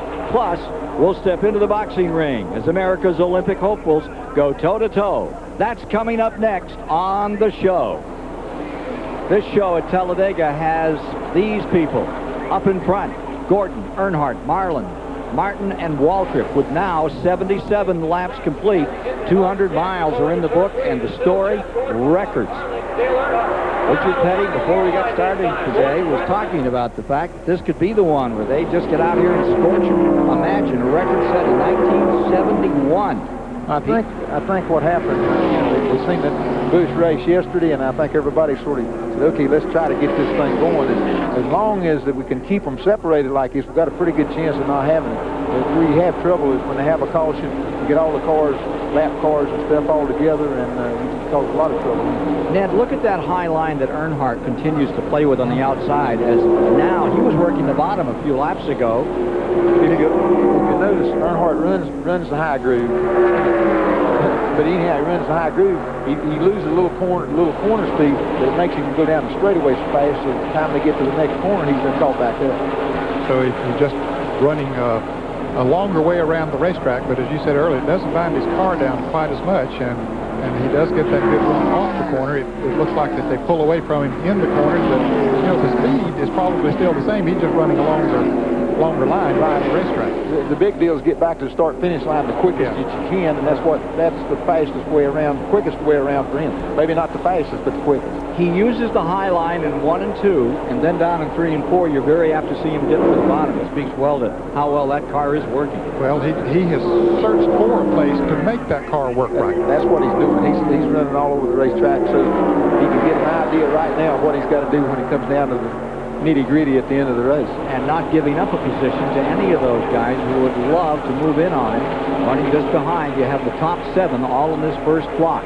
You see Gordon in first, Earnhardt, Marlin, Martin, Waltrip, Schrader, Kyle Petty. That's the top 7. Gordon has led 54 of the 80 laps that have been put down today. And I'll tell you, he just keeps chewing up these laps in these super speedways. One reason that no one is challenging him for the lead right now, maybe they can't for one thing, but he's running lap speeds right now comparable to what they qualified here on Friday. And so those others figure, hey, he can pull us faster than anybody else, and we're continuously running away from that second pack of cars. We got about 7 cars up there in the lead pack, but they want to get as far away from that second pack of cars as they possibly can. Yeah, you're right, Ned. We're in the middle of the race. All they're trying to do is make time. The quickest way they can make time is what they're trying to do. Pit stops is what separates them from them at the end of the race. But right now, all they're trying to do is get a far ahead of everybody else that they can. Earnhardt in that second position, riding with him there as he closes back in on Gordon. Here's Dick Burke. Sterling Marlin's crew chief and Dale Earnhardt's crew chief just had a lengthy conversation, and they were talking about when to pit. Part of the problem right now is that Marlin's temperature gauge is beginning to climb. He has been running behind Earnhardt. As soon as that conversation was done and over with, Tony Glover, Marlin's crew chief, went up to Steve Neal, who's the crew chief for Mark Martin, and he had a conversation. And don't you know that they wish in Earnhardt's pit they knew what that conversation was all about? Mike Joy? Well, I'm with Ray Evernham. He's Jeff Gordon's crew chief. And, well, you're pitting up here in Tennessee. Everybody else is down in L.A., lower Alabama, and they're trying to cut a deal on when to pit. But you're not talking to anybody about a deal, are you? Well, you know, you can't be like everybody else if you want to beat everybody else, so we just thought we'd try a little bit different strategy today. And run your own race? Well, kind of. You know, I don't know that we're going to get everybody to work with us, but they got to try and beat us. But we just felt like we might be able to gain a little more momentum down here under the green. And right now, they like having their car out front and out of the way of anything that might happen. Working lap number 83, Morgan Shepherd in the 21 car, running back in, what, 17th position? A little better. Morgan is running in 8th position, 18 seconds back. If you notice those leaders with Elliott. If you notice what Ray said there, they're pitting up the pit lane so that when he comes across the start-finish line here, he's already up to speed a little bit more. Earnhardt and them pitting down here, they're real slow there. So it takes a long time to get these things wound up. So they're trying a little bit different strategies than that's them. 8th and 9th are on your screen. Shepherd and Elliott at the present time, with Bobby Labonte in 10th, Dale Jarrett back to 11th, Presley 12th, and Dick Trickle 13th. John Andretti 14th, give 15th to Lake Speed at the present time. And again, they're 18 seconds back from that lead pack of 7. Gordon, Earnhardt, Marlin, Martin, Walter. And losing about a half a second a lap to the leaders.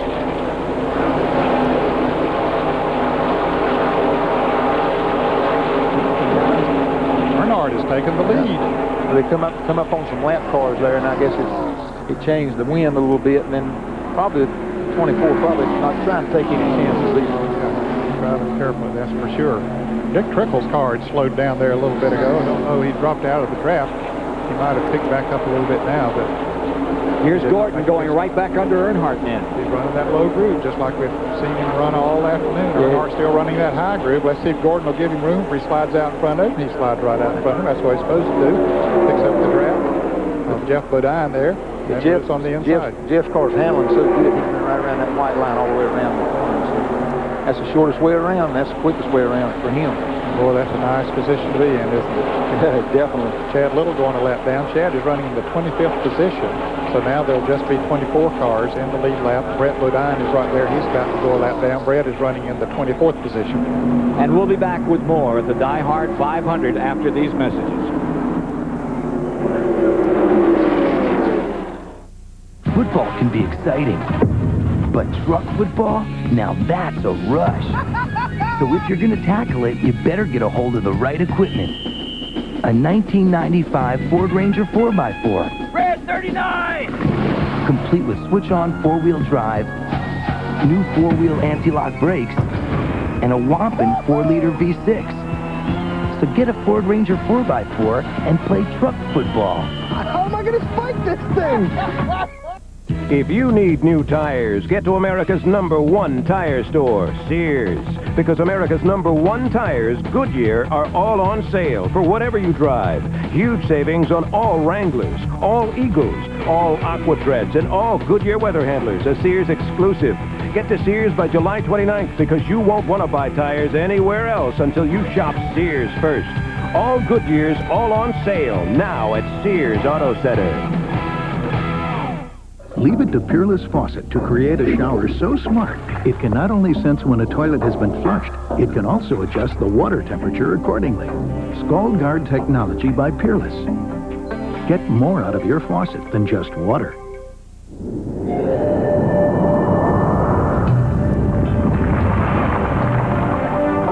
Monroe developed Sensatrack shocks to smooth out the road for a comfortable ride. But Sensatrack doesn't stop there. It's the only shock that also gives you extra control when you need it most. Sensatrack shocks and struts, only by Monroe, for comfort and control.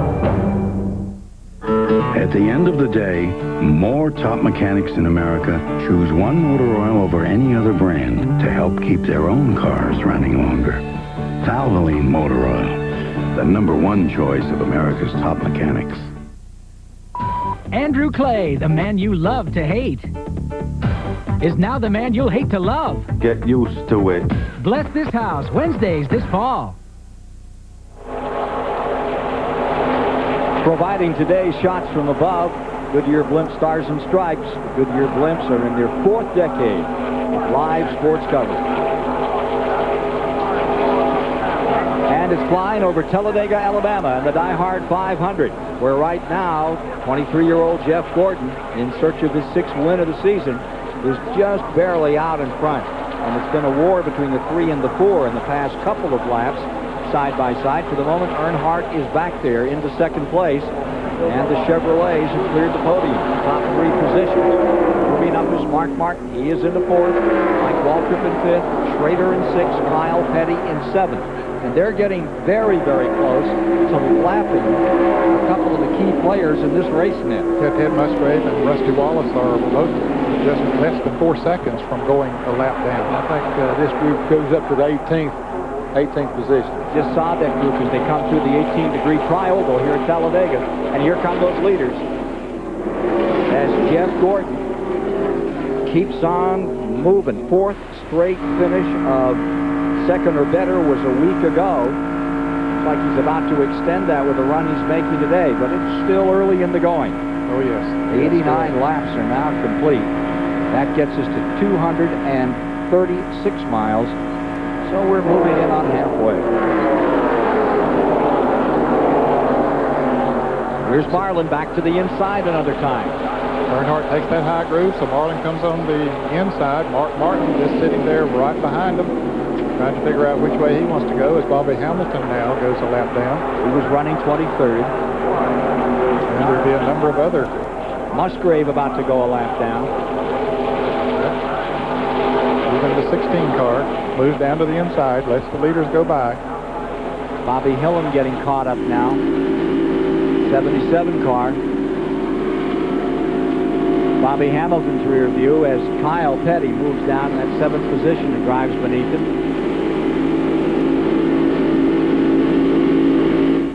Brett Bodine.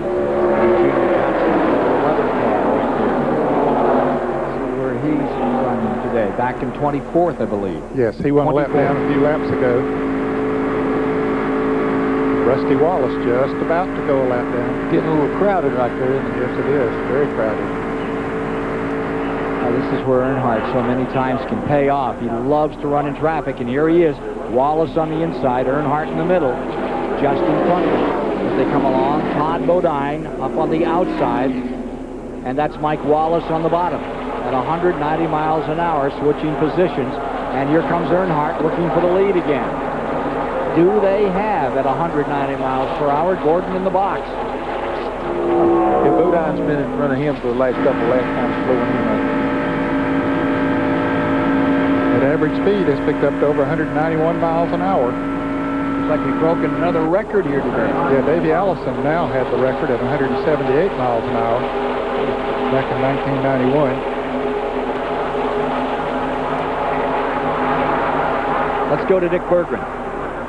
Ken, as we get ready for the next round of pit stops, let's take a look at an earlier Jeff Gordon pit stop from an earlier race. So we're going to slow it way down for you so you can see what it looks like in slow motion. Now, they're only allowed 7 men over pit wall, and you can see the shadows of the 7 men. They're getting ready to go over. Gordon comes in now on the right side. The jack man, Barry Buse, he has got the jack out of the car. Nick Trow and Sean Parker hit the right side tires, while on the left, Tim Smith loosens the left side tires. Muse is going to cross over the front of the car. Here he comes with the jack to get the left side up. The grill is clean. The windshield is wiped. All by men who never cross over the wall. Only 7 are allowed over. Mike Belden adds 22 gallons of gas, and when Muse drops the jack, it's going to be time for Jeff Gordon to go, and there he goes. Wow, what you just saw in 35 seconds was done in 17 seconds in real time. Well, they're getting ready, what, another 15 laps? 15 to 20? I would say, yes, Right in another there. 15 to 20 laps. And we're up toward halfway. Bonnie. Getting to halfway this time through. Coach just on pit road. He's making an early pit stop. Looks like they're just changing tires. Coming to halfway this time by. Derek Cope back there. 1 lap down on pit road. Early stop and away. Meanwhile, here are the leaders. Gordon staying first. Marlin in the number 4 up on the outside, trying to put a lap on Todd Bodine. They'll get the halfway signal. And this time by, the halfway signal will be coming up. Mike Waltrip, Schrader, Kyle Petty stabilized up in front of him, those 7 positions. Yes, sir. Holding their hands right now. I think they're content to be running in those positions just following Gordon along because he's pulling them at a very fast rate, continuing to set records every lap. Boudin was leading a little pack of them there, and then when the fast ones come by, he jumped right in there. So he's taking advantage of the draft of the fastest horse. That's Todd Bodine. Todd Bodine running in 18th position, 1 lap down. Lap on Nemechek. 4,000-foot back straightaway. Pretty easy getting into that third turn under Richard. Well, yeah, it's not that bad. This whole track is so wide that, if the car's not handling real good, you can just use more of the racetrack, but you can still run wide open. It's fairly smooth at this speed. Look at when they come down through here at 190 plus. Some 3 wide racing further back in the field. That Morgan Shepherd. That's Morgan on the road in 8th spot with Elliott right there with him. Jarrett at the halfway point running in 10th, and Bobby Labonte with the next spot. And they're coming up to lapsing cars, Jimmy Spencer and Rick Mast, who were penalized for going too fast on the pit road. So halfway through it, and still nary a sign of a caution flag in this race, and it's a dandy for the lead, and they're breaking all kinds of records. You've got 700 horsepower trucks. You've got Craftsman tools. You've got heart-pounding, bone-rattling, eardrum-busting speed.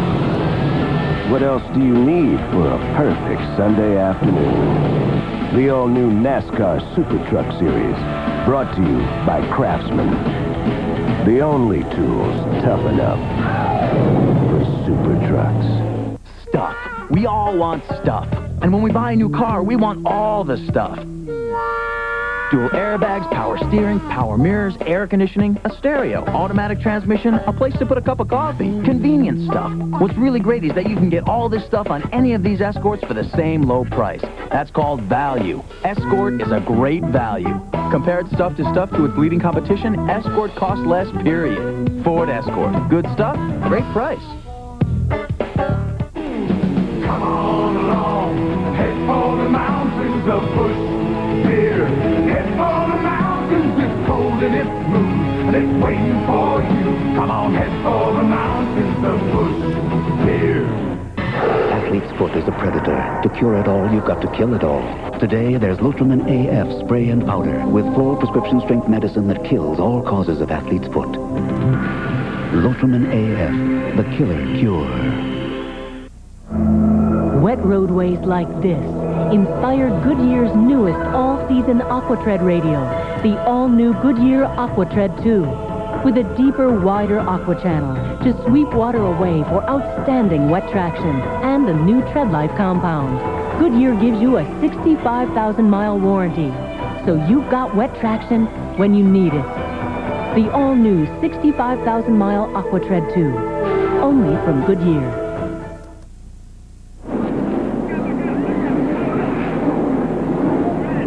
Back at Talladega, and all the leaders are now on pit road. Here's Mike Joy.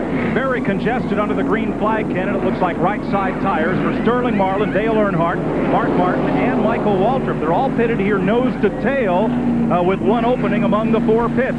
Waltrip will get 4 tires, so will Mark Martin. Dale Earnhardt getting 4. It looks like Marlin will get only 2. He's away, then Earnhardt, then Martin, and finally Waltrip. Leaders all coming out. Gordon leading them out, followed by Marlin. Here is the Earnhardt car. Martin coming out.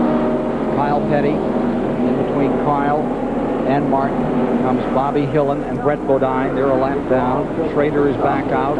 Grissom, Nemechek has made his pit stop. Dick Trickle as well, back underway.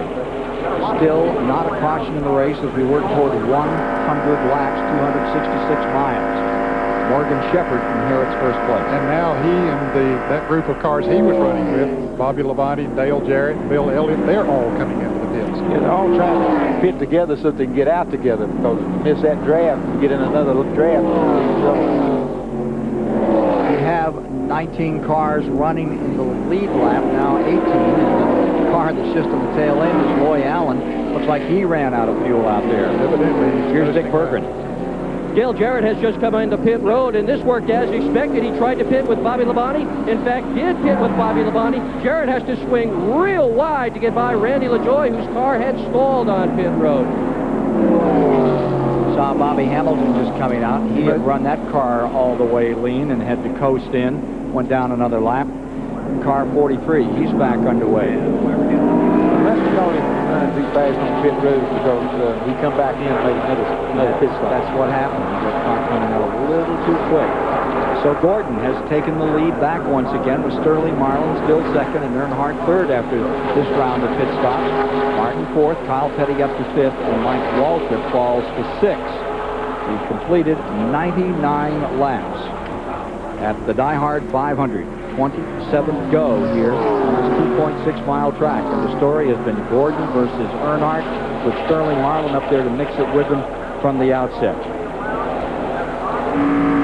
Gordon, once again, on the green flag pit stop, got an advantage over the others. He got out fast and had a good run going as he came out of the pits, as Richard Petty pointed out earlier. But the others will hook up together in a draft, and they'll run him down pretty quick. Let's take a look at our Goodyear race summary now as we come to 100 laps. Give you the halfway look of the race after 261 miles have been completed. 5 different leaders, and lead changes stay at 11. Not that many. It's It's been a good race. It's been a good race. It's just been so fast and no cautions. And there you see the 3 retirees: Waltrip, Purvis, Rudd, and all 3 from the same Allen. And the car number 19 that we saw coasting around there a moment ago, I saw him pull into the garage area as well. Of course, that would be Loy Allen. 29 picks up a penalty for coming on the pit road just a tad too quickly. And Steve Grissom is going to have to come in and out again. Riding with Dave Marcus there. Dave is moonshine in the 31st position, 2 laps down. And back out with 101 on the board. Marcus back underway. We pretty much cleared pit road for a second time with green flag stops here at Talladega, Alabama. The record book is taking a hard right to the head. Boy, are they clearing that one out by big bounds in lead this afternoon. Meanwhile, Gordon stays first and Marlin holds on to that second position. another one for you. At lap 100. 266 miles. The old record, 1977, Donnie Allison there. The new record stands at 189.3. The old record, they're 10 miles an hour over the old record. 12 miles, almost 12 miles an hour faster than the old record. Number 77. Speeds it there. Of course, that was back before restrictor plate days in 77, but a lot has happened since then in the aerodynamics of the cars and all of those kind of things. And then, of course, with no cautions, that makes it Top 4 coming by, still here waiting on each other. Looks like we're in for a great finish again today at Talladega. Maybe a little early to be saying that, but hey, in a couple of weeks here on CBS, out to one of the grand old events in American motorcycle racing. Peoria, Illinois. The American Motorcycle Association is there. If you haven't seen that TT event with that half-mile feel to it, that big jump, pretty dramatic stuff, and all the top riders are going to be there. And, of course, coming up at the end of the season, we'll take you down to Miami. Miami 300 is the last grand national race of the year at the new Homestead Motor Complex just outside of Miami. That mile-and-a-half track, we're going to start doing some tire testing there on August 8th. Chad Little headed down there. And we look forward to bringing that event to you on CBS this fall. Here are your top 4. 3 Chevys and a Ford continue to dominate this race. Gordon, Marlin, Earnhardt, Martin up in front, Kyle Petty, and here comes Trickle, showing a little smoke. Slow roller here. I think Dick might have had overheating. I mentioned that he had dropped back. He didn't. He just dropped back behind the pack that he was running with, but now he's definitely off the pace. It doesn't look like the engine is running. If so, not very good. 276 miles down. That was the 104th lap, if you're marking it, when Dick Trickle seems to be getting in trouble and may be retiring from this event. Like another engine gone sour. Now here you see Morgan Shepherd. Very much in this race. Back in the 10th position. Elliott's in there with him still. Cherry Labonte, Presley. Actually, right now, Ken, I've had the clock on Jeff Gordon and for a couple of laps and Morgan Shepherd. Shepherd is pulling that group at almost the same speed as Jeff Gordon is running up there. Before, I mentioned that they were getting beat by about a half a second a lap, but right now they're running up there with them. Well, we got an unusual bumper sticker down there on pit road, and here's Dick Bergman. Yeah, and these are all over Talladega, Ken, and I wanted to ask King Richard Petty about this. How about it, Richard? From the Oval track to the Oval office, you would be, in fact, the 43rd president. Another sticker says he gave us 200 wins. Let's give him 201. Are you running? And if you do, will Gary Nelson head the CIA or the FBI? Well, I'll tell you what, I don't know if we could stand it. You know, the situation is that I don't think I want that office. I don't think they can run fast enough to catch me to put me in that particular office. Are you looking at any, Richard? No, right now I'm just sort of idling along, checking everything out, and just playing it cool. Well, that's exactly what Earnhardt and Marlin have been doing out here in the Die Hard 500, playing it cool on the day when the temperature is up around 97 degrees. Yeah, you notice, you know, before they had that pit stop under green, there were 7 cars in the front pack. Now there's just 4 left in that front pack. Well, they're going to scatter it out a little bit more. On board with Earnhardt as he again tries to reel in the leader. See him in his office at work. Yep. Batman and Robin are at it again. and Batman right here would like to spank Robin. He'd like to move right on through, and I think he wants to wait a little while. He's probably feeling lucky just to hang on right now. Tremendous pace, record-setting here today. Records falling, and we'll return to Talladega after this message and a word from your local station.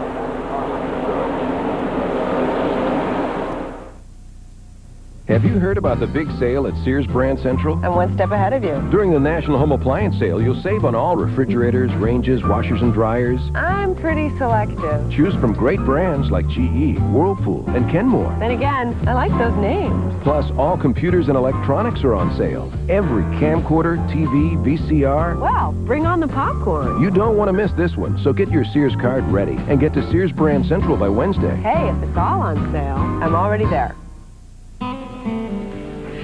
know, a lot of people who work on their cars will only shop at AutoZone. They depend on us for the best quality parts and low prices every day. They come in, get what they need, and then get back to work. Because you see, they believe if you want the job done right, you do it yourself. Well, at AutoZone, we couldn't agree more. Because when you take the time and the effort to work on your car yourself, you ought to be choosy about where you shop. We just thank you for choosing AutoZone. This week on Dave, Kevin Costner, Brooke Shields, Ray Liotta, Bon Jovi, Dennis Franz, Amy Grant, friends David Schwimmer and Sandra Bullock. This week. You're on CBS. Every vehicle on the road today is used, including yours. So when your vehicle needs repairs, why not call your barely used auto parts dealer? We purchase damaged vehicles. The undamaged parts are removed, cleaned, tested, and warrantied.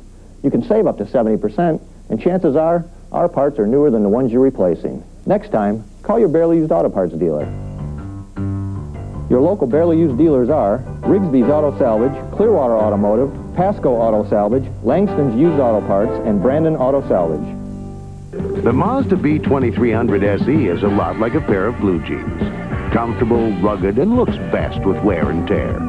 Plow through some mud, attack a few mountainsides, and it's going to look great. And right now, with the Air Power steering, alloy wheels, cassette stereo, plus cash back, you'll save over $1,700. But just like blue jeans, a fit this good is rare, so you better hurry.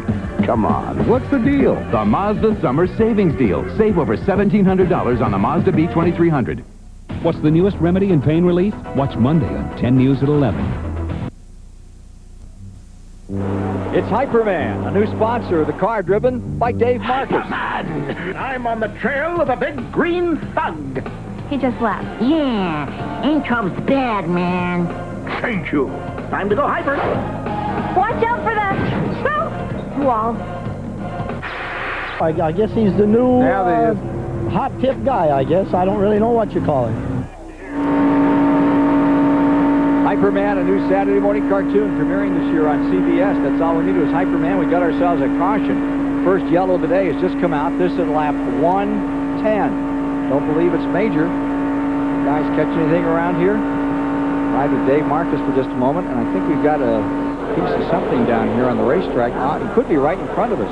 There is a small piece of debris down here. It looked to me like maybe a piece of tape. It could be worse. It could be a piece of metal. So the caution is out for the first time today. And here's David Hobbs. Well, I'm with Randy LaJoie, who's, to say the least, having a very eventful weekend. 2 crashes yesterday. What's gone wrong with the car today, Randy? The car run really good. This Kendall, Dick Bush car run really good. I got to thank them for the ride. And got a little behind. I picked the wrong lane early on. We come into the pits, left the pits, and first gear come out of it. So that was okay. We had a vibration. Car was still running good. And we come in for our next pit stop, and the clutch was totally gone. So I guess that was a vibration. The thing vibrated itself all apart. Yesterday afternoon, there was a pretty slam-bam race here, and you got caught up in a couple of instances. Just tell us about the trips. Yeah, I tell you what, first off, we started 42nd, come up to like 24th and 7 laps. The Duraloop car was running really good, and a couple guys up front got together, and it was just hang on from there, and thought I had a miss, and a guy come up off the infield and got me, so I was watching it in the hauler, and Tommy Houston's son come up, said his dad was getting sick and wanted me to take over, so I jumped in his car, and he had the crush panels knocked out of it, but tell you what, that Red Devil car, that thing run, and we come up, we took the lead, and I was having a lot of fun, and until about 7 to go, come off of 4, and a couple more cars got together and just collected me, and next thing I know, I was going sky high, so I just pulled the belts real tight, held onto the steering wheel, and went for a ride. Well, poor Randy LaJoie had 3 goes this weekend in 2 races, but didn't yet take a checkered flag or any flag. Back to you, Ken and Ned.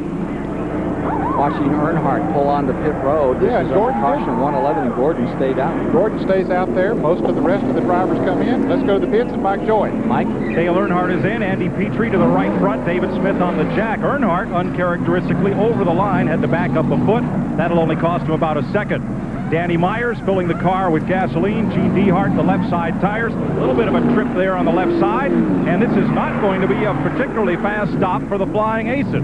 Sterling Marlin is already gone. Let's get out of Dick Berggren there.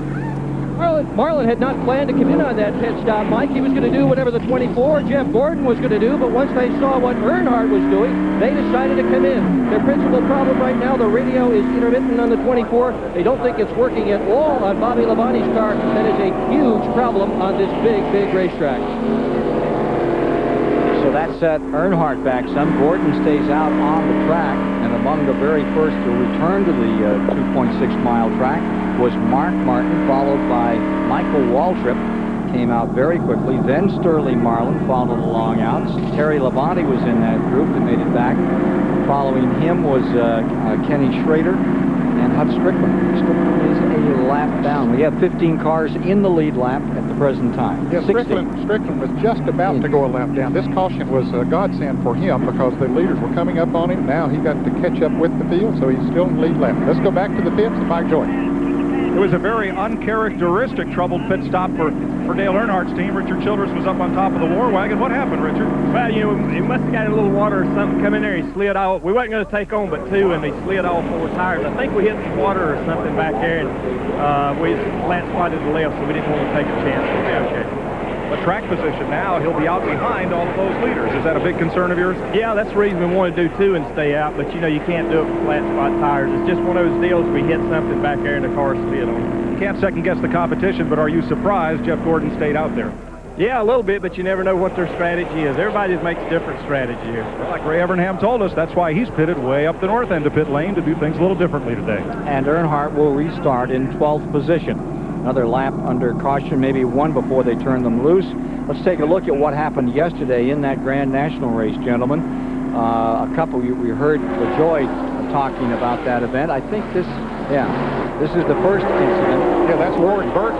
That's upside down, and a car hits him, and the other starts hitting their brakes and hitting each other, and they slide all over the place. About 10 or 12 cars involved in that one. And then here's the one coming off of turn 4. That's Jeff Fuller in car number 47, gets tagged, and around he goes. That's LaJoy going upside down in Tommy Houston's car. A lot of cars really torn up here. But it's this 17 car coming back through the grass right there. That's Bobby Reiser in the 17.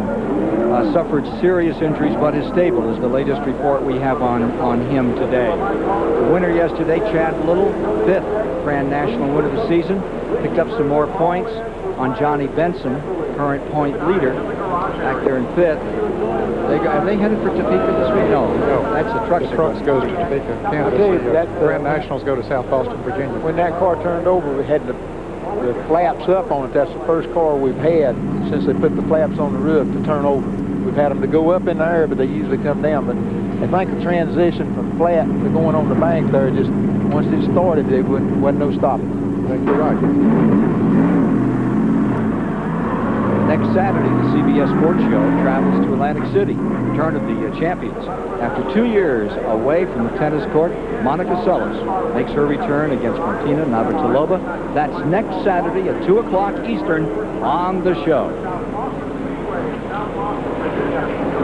We're through the caution period. That piece of debris was directly down below us. It almost looked like it might have been a piece of tape, but indeed it was metal. It was a piece of metal. Yes, it looked like a piece of aluminum, maybe, Richard. Yeah, that's what it looked like, because they had to pick it up, and it was definitely metal. So that was good call to get that off the racetrack. It was about 12 feet up into the track, and just up out into the second lane as you come across the start-finish line. And these tires are so easily cut, it doesn't take much. And if 2 cars had gotten side by side on that position on the racetrack, very definitely one of them could have hit it. So I think we're going to get a indicator of a take one this time. It started to give it the lap. And there you have whatever it was is right there. A moment ago before they picked it up. Yep, the safety crew came out, picked it up, removed it. They're just past the start-finish line of that. All right, they double up on the restart here. Get ready for another go at it. The first caution flag of the day. Mike Joy has an update for us. Well, from the other far end of pit road, Ray Evernham, you didn't pit. Why not? Well, like I said, you can't always win doing what everybody else does. We had a plan. We're going to stick to it. Our car gets better the longer it runs, but you know, this puts us out of a fuel sequence, and if we get left out with a dancing partner, it might cost us. But, you know, it also might win the race for us. But like I said, you know, we're just, we're trying to do our own thing and keep going. Well, there's plenty of people up there in the front to draft with now. He last pitted on lap 98. This is lap 114. Actually, it was 112 when we saw that group come onto pit road and take on fuel. So that's 14 laps of fuel that you're giving up. And that is quite a bit on this racetrack, but who knows how the strategy will work out. It'll be interesting to see. They all have the same strategy. It's kind of dull out there. Well, yeah. Do you remember the time that Dale Inman on this very racetrack did that whole deal, put all those tires up, and everybody thought they were going to come in for, what'd you do, just come in and top off the tank? Daytona, but that's what we did. Yeah. But that's the way they did it. They just blew the minds of everybody else. Everybody else come in and changed tires and got gas. We just come in and got a little gas. Was lucky enough to win the race. 80, 81. It was 80, after we 81. started the CBS telecast down We started in 79, huh? So Gordon is going to bring the field down as we get ready on a restart. They will complete lap 115, 188 to be run as they come to the stripe. And here's Dick Bergman. Steve Beal, you came in, took 2 tires. What's the plan from here as the green's ready to drop? Well, we hope everybody stays in line like they've been. It's been a real good, clean race. The left side tires, the Goodyears are just perfect, so we just needed the rights. We'll probably pit about lap 155, get another set of rights, and hopefully run to the end. Going to hook up with somebody for the lead? Oh, we're going to have to. We're going to try to pass our lead here in just a minute if the 30 will go with us. That's the plan. Run with the 30. 16 cars on the lead lap as they get the green flag. Gordon, Martin, Waltrip, the front 3, then Marlin right behind Waltrip, followed by Terry Labonte. In the 5th position, coming back up to speed, Schrader, Petty, Strickland. What a break for him. Almost overlapped. Now he's in 8th. Lake Speed in 9th. Elliott 10th. Shepard back there in 11th. Then Earnhardt 12th on the restart. Riding with him now as he's trying to dig out and get a little ground back. Bobby Labonte 13th, Andretti 14th, Dale Jarrett 15th, and Presley. And look at that onslaught in the back straightaway. 4 wide and then some. Ooh, boy, that is a little bit tight. Bill Elliott there right in the middle, and he keeps his foot in the floorboard. Well, we got some of them leading in first lap, some of them lap down, some of them 2 laps down. Everybody's trying to get their best up. And you said earlier, that's whenever you can get in trouble. A lot of trouble. Bobby Labonte making that big move to get under Earnhardt, and look at Mark Martin, the other dancing partner, in the 30. They've worked something out. They try to close in. Now the 30 fades up a little on that corner. It came right down bumper to bumper, closing on Gordon. And then the 30 got tangled up with the Ford here, and he's falling back a bit. Watch the field headed in the back straightaway. The 4 on the outside and 30 on the inside remain side by side down the backstretch in 3rd. Mark Martin coming after Jeff Gordon. Ford against a Chevy up in front in the Die Hard 500. This for 3rd. Michael Waltrip still looking for that first Winston Cup win on the inside. Beside him, Sterling Marlin. And here comes Martin for the first time. Ford has only led 2 laps. We put 116 into the book so far. And all of a sudden, Mark Martin begins to look strong. Remember, he won here in April with that magical mystery move in the last lap. And this is a case where a Ford driver wants to help a Chevrolet. Mark Martin wants to help Jeff Gordon pull him away from that group of cars behind him. He'll do everything he can to try to stay right there on him and try to help him pull away. Martin's rear bumper giving us this shot further back as Marlin is in 3rd, and Terry Labonte, the 5 car, and boy, look at him come on now. Yes, Sterling Marlin, of course, has been fast all day, but Terry Labonte has not been up among the lead pack all day. In fact, he was only about 5 seconds from going a lap down before the caution. Back to the start-finish line. Martin trying to lead, but he couldn't make the pass on Gordon. Looked down to the inside 10, but he just couldn't quite do it. Schrader stays right up in there as well. The number 25 back there fighting his way up into 5th position. Here's Earnhardt trying to make his way out from underneath. Earnhardt on a roll down to the bottom beneath Michael Waltrip. Back there as they struggle for 6th. Like John Andretti in there with him. So it didn't take Earnhardt long to come back up there, did it? Now he's got a big interval to make up. Here you see it. The front pack of cars are beginning to get away from those up front. I mean, those in second. group. 7th place is Earnhardt. 8th for the moment is Andretti, and 9th is Michael Waldrop. In 10th is Morgan Shepherd, and 11th in that group is Bill Elliott from 43rd, if you're just joining us. And to take a past champion's provisional start. Look at Bobby Labonte right in the middle, 3 wide up there in that 33-degree banking. Riding with Bobby Hamilton. You see leg speed in car number 9 down on the inside of it. It's tight there. Gets a little close when you 3 abreast. Yeah, really. Leg speed up in that lead lap in 10th position. Bobby Hamilton is a lap down in the car 43. He's running at 29th position. Leaders coming by, and there you see that interval back to Earnhardt.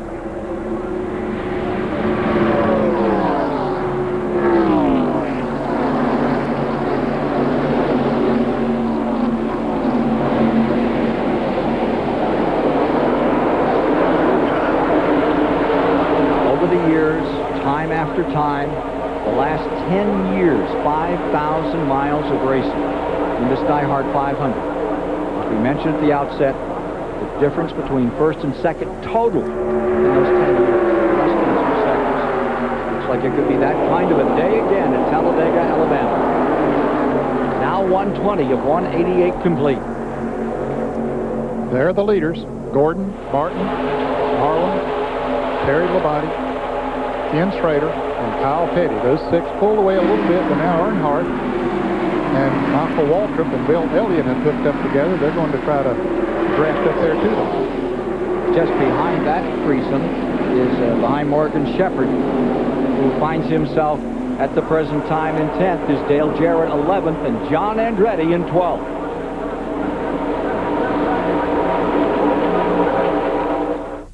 In Alaska, we need a tough truck.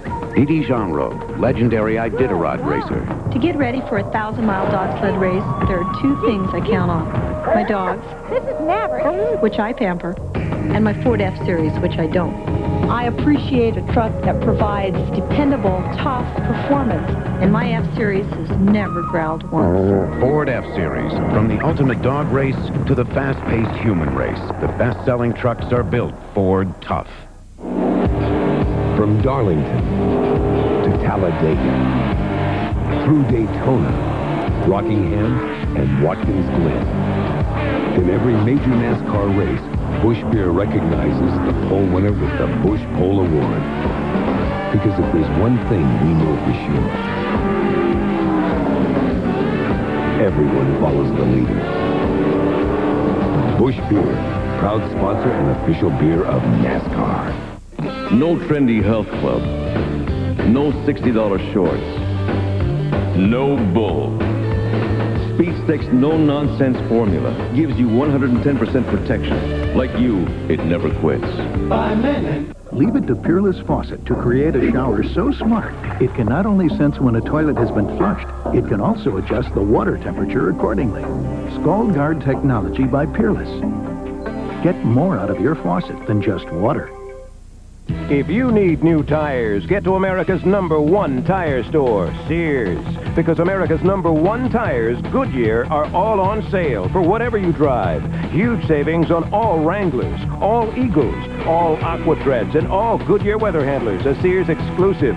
Get to Sears by July 29th because you won't want to buy tires anywhere else until you shop Sears first.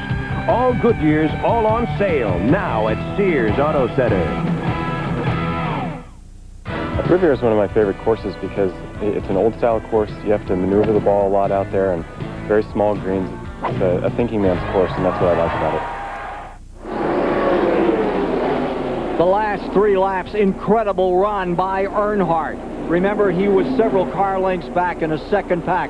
7 cars were together. Martin was up in front. He got clotheslined, hung out to dry. As he fell back, that front pack slowed down a bit, and Earnhardt came propelling through traffic. Now he finds himself in 3rd spot, closed up behind. Jeff Gordon first, Sterling Marlin second, Earnhardt back to 3rd, and Kyle Petty has rolled into 4th position. The deal with Earnhardt, they made a mistake in the pit and had to get 4 tires. And by doing that, all them other boys was out there with 2 tires, and the 24s out there with 4 used tires. So, you know, that's an advantage for him right now, probably later on in the race also. Here's Mike Joy. It looked a lot like Earnhardt's charge in the closing laps of the Daytona 500. Here, he restarted 12. And Ken, that didn't only look good on the track as he swept under 3 cars at a time in the tri-oval. It looked good on the watch. His lap passing those 3 cars 48.80 seconds. It's not yet showtime, but I think we've seen what Earnhardt has. So he's up over 195 and then some. Here he is right in there where he wants to be and willing to wait it out a while. 125. Lap 126 is the one they're working now. Here's Earnhardt not waiting, coming to the inside. Yeah, I didn't think he was going to wait too long. But look at Kyle Petty comes down on the inside. He wouldn't make it 3 deep, but he knew that wasn't the smart thing to do, so he just follows Earnhardt right on through. Remember that Earnhardt was leading on the white flag lap here, and they go 3 wide. There's Morgan Shepherd up on the outside. I think the Wood brothers have a fast car here today, and Morgan is doing a great job of driving it. Finished 3rd here in the spring race. Well, they have a lot to celebrate these days. One of the patriarchs of the sport celebrating a birthday. 70th for Glenn Wood. Yes, sir. I used to race with Glenn. How does that make you feel? Richard? Well, that makes me feel old too, I guess. He was one of the best when it comes to running on short tracks. He was really hard to beat. Here's Earnhardt up on the outside with a rim ride, trying to pull it out and come back in front. An amazing return into this die-hard 500 for Dale Earnhardt. Don't count him out of this one. Here comes Sterling Marlin with him for second and fading back. The guy who's dominated it, Gordon. I think a lot of people, they've only been taking on 2 tires today, Richard. That's a very good point that you made there. A lot of them thought, well, that's all you need. Tires don't slow you down that much. But those that have 4 tires now, it's making a big difference. And then the 24 sitting out there with 4 used ones. Yeah. It's a fine race. Look at Terry Labonte. Slipped right in there in the 4th position. All of this action live on CBS today at over 190 miles per hour, breaking all kinds of records at the Talladega Superspeedway. Kyle Petty dips back on the inside as he tries to go beneath Morgan Shepherd. What a scrap this one is. Just inches that car back in there. There you see Michael Waltrip side by side with Bill Elliott a little further back. 15 cars in this lead pack, still duking it out in the 27th annual Die Hard 500. There goes the 4 car. For the lead, Sterling Marlin is there. Gordon coming with him. Well, I tell you that, you get that momentum. You can't do anything about it. They got that momentum, got to run at him, and they just kept on going.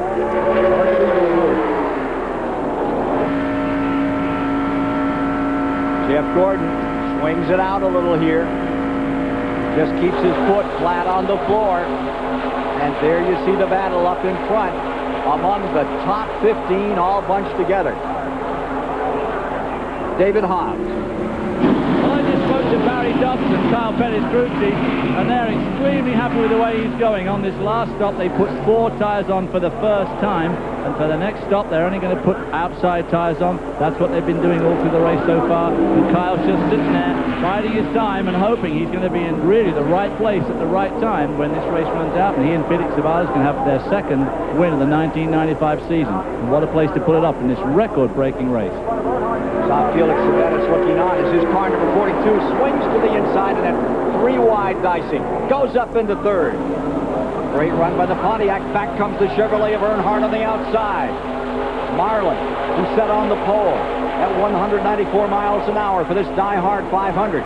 Back in front for the first time since lap 20. $120,000 bonus. He's in front of the Checker Falls today. Michael Waltrip pulls down to make it 3 wide.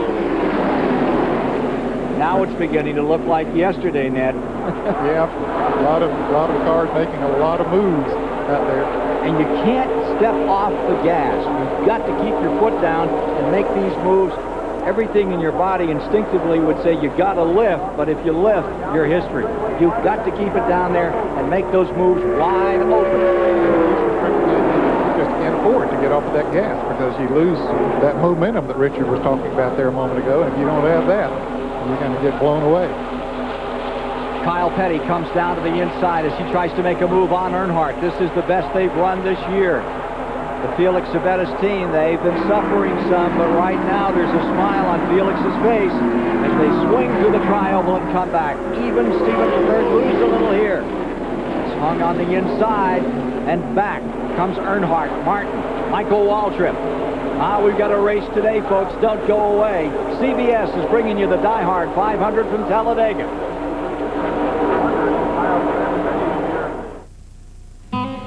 You know, working at AutoZone is more than just looking up parts or ringing up sales. Most of all is listening. Because my customers know more about their cars than I'll ever know. They know every rattle by heart. I mean, that car is their baby. So when they got a problem they're going to fix themselves, I'm going to do my best to help them get whatever they need, no matter what it takes. Because people like that, they don't deserve anything less than the best I can give them. Went out to buy a car. Dad said good luck. Saw my new Ford Ranger and said, son, that's a truck. My girlfriend loves the new inside. Now all she wants to do is ride. Mom sees the airbag and takes heart. Finally her boy's getting smart. My best friend pops the hood. Look for horsepower. That's good. Well, my boss says it takes the cake. A truck with anti-lock brakes. Oh yeah, my Ford Ranger's really hot stuff. Now Dad asks, can I borrow the truck? On any given day at Sun Valley Middle School, you'll see something going on that is quite inspiring. Mr. Burns knows that to motivate and educate his students, he must make the learning process fun and interesting. And that's why NASCAR is now a part of everyday life for these students who are using NASCAR to help study math, science, reading, art, and even physical fitness. NASCAR, the teams, and drivers would like to recognize all of the teachers like Mr. Burns who are using NASCAR to help educate children. In a sport where nerves are made of steel, it's only natural. The tools are made by craftsmen. 1,600 Craftsman hand tools, made in America, guaranteed forever. The only official tools of IndyCar, NASCAR, NHRA, and the new Super Truck Series by Craftsman, only at Sears. Hi, folks. Coming up next on the CBS Sports Show, more boxing and figure skating for the U.S. Olympic Festival. You know, some say athletes begin to peak at age 24. Well, today you'll see a brother-sister pair on ice. She's 11 and he's 13. How's that for a Rocky Mountain hype? The CBS Sports Show is next. Now back to Talladega. Throw out the computers, throw out the program, just watch from here on. They're dicing for the lead, moving back and forth. Earnhardt has it for the moment. Here's Gordon into second. Marlin was up there a moment ago. Martin is moving in. Kyle Petty has been up there. That is some show here at Talladega, Alabama. Before is looking to the outside, everybody back two cars.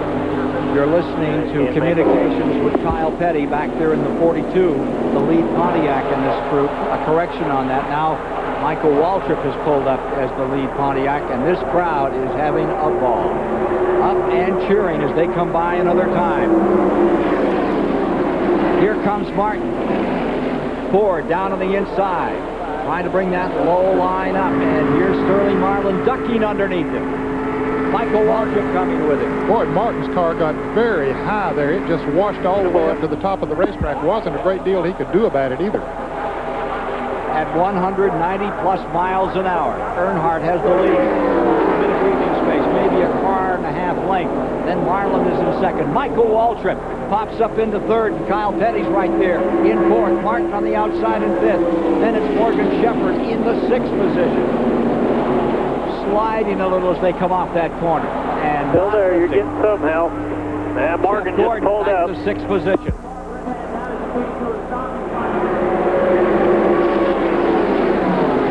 .136 of 188 laps complete. 361 miles down. 21's pushing him there. Brent Bodine is on pit road. Understand that Hutch Strickland is, they say, getting into the 11 car now. Hutch Strickland is going to come and help you. Brent Bodine coming out of the car. Yeah, heat's starting to get to him now. Don't look like he's getting them front fellers, though, does No, they don't have time to think about it. Really is mind over matter in that kind of heat, isn't it? That's what it has to be. You You just have to just block that completely out of your mind. The race is Behind 21. Bill Elliott coming in here 3 wide. And Jeff Gordon slipping back. Now back up. Ken Schrader in the middle, Elliott down to the inside, and indeed, Gordon's got a handful pinned on the outside. Our in-car communications today being provided by Racing Electronics. There's Rusty Wallace, and he's not having much fun today. The 2-car off the pace, up in front. It's still. Rusty is in 22nd position, a lap down. Presley completes the first lap in 15th position. There's Brent Bodine taking oxygen. Heat getting to him in that number 11 Junior Johnson Ford automobile. Could have had just a few fumes coming up in the car or something like that, and boy, I'll tell you, it's tough to deal with in this on this hot day.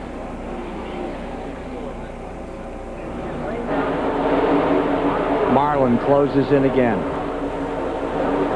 Just about like running an event in a pizza oven, and there's been... And there's a spin. There's trouble. Upside down. Schrader. Schrader's number 25. Side over side, end over end. Another car in trouble and also getting airborne. Terry Labonte is involved. His car spinning around on the grass. There is Elton Sawyer spinning around. Rusty Wallace there. There's Lake Speed. There's Rick Mask. Bobby Labonte is up against the wall. We'll take a look and see what happened in a moment. They're racing back to the line as they come to the stripe, getting through it. Earnhardt is okay. Marlin for second. 30 comes across next. Michael Waltrip. Jeff Gordon getting through it. He's okay. He was right at, Jeff Gordon was right there where it started to happen. I don't know if he was involved in the happening of it, but he did get on through. There you see Bobby Labonte's car that's up against the wall. Clean stop, guys. Bobby Labonte's number 18 pressed up against the wall. Morgan Shepherd, Kyle Petty, he was able to get through. There's the 75 car, badly ripped up. Oh, that's a bad break for Joe Gibbs' team. Well, it's good to see Bobby Labonte climb out of his car. There you see Lake Speed's car, and the nose on that one, Savage. That one really I got some more rags if you need them. But the big story was Schrader. You could see it airborne. Here's Ricky Craven's 41. That's all torn up in the back. And here is Todd Bodine. Front and rear of that car torn up. We'll get back and show you some replays in a moment. This happened on lap 138. Bobby pointing at somebody that he didn't seem to be too happy with.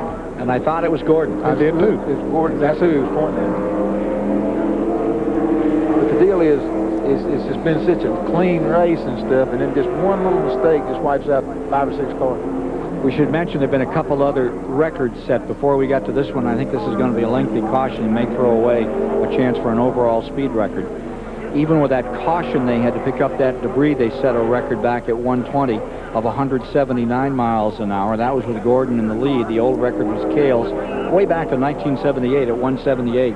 And there you see Schrader's car absolutely destroyed. Well, he took a nasty roll. There was so much happening, couldn't see it all. And here are the leaders coming down pit road. This should be their last pit stop of the day. They should be able to go the rest of the way from here.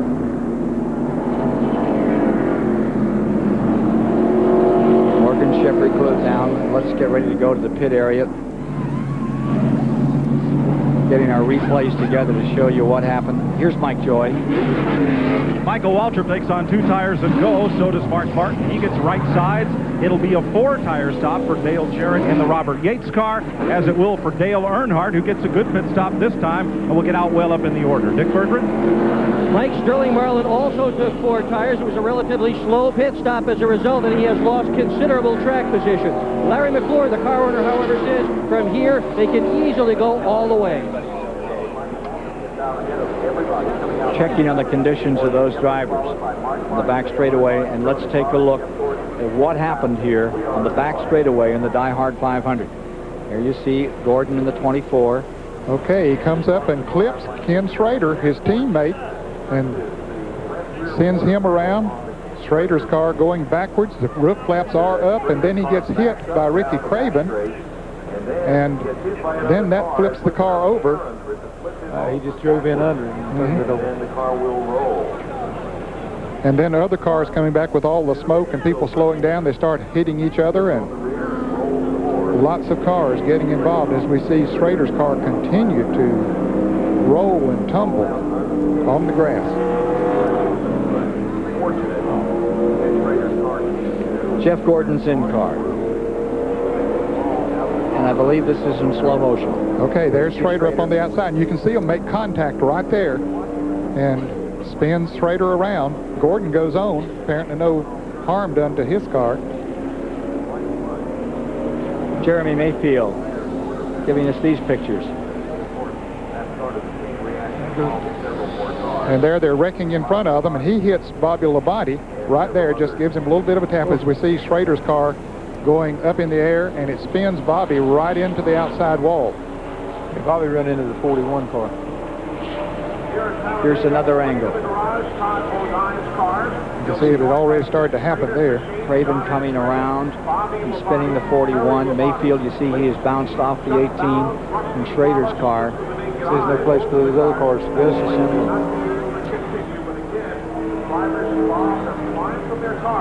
In cars now at normal speed. You saw them in slow motion. Now take a look in actual speed. Gordon. They're right there's where he clipped him. Gordon keeps going. Nope, Gordon keeps going. You can hear that motor wide open. Still wide open. Which he done right.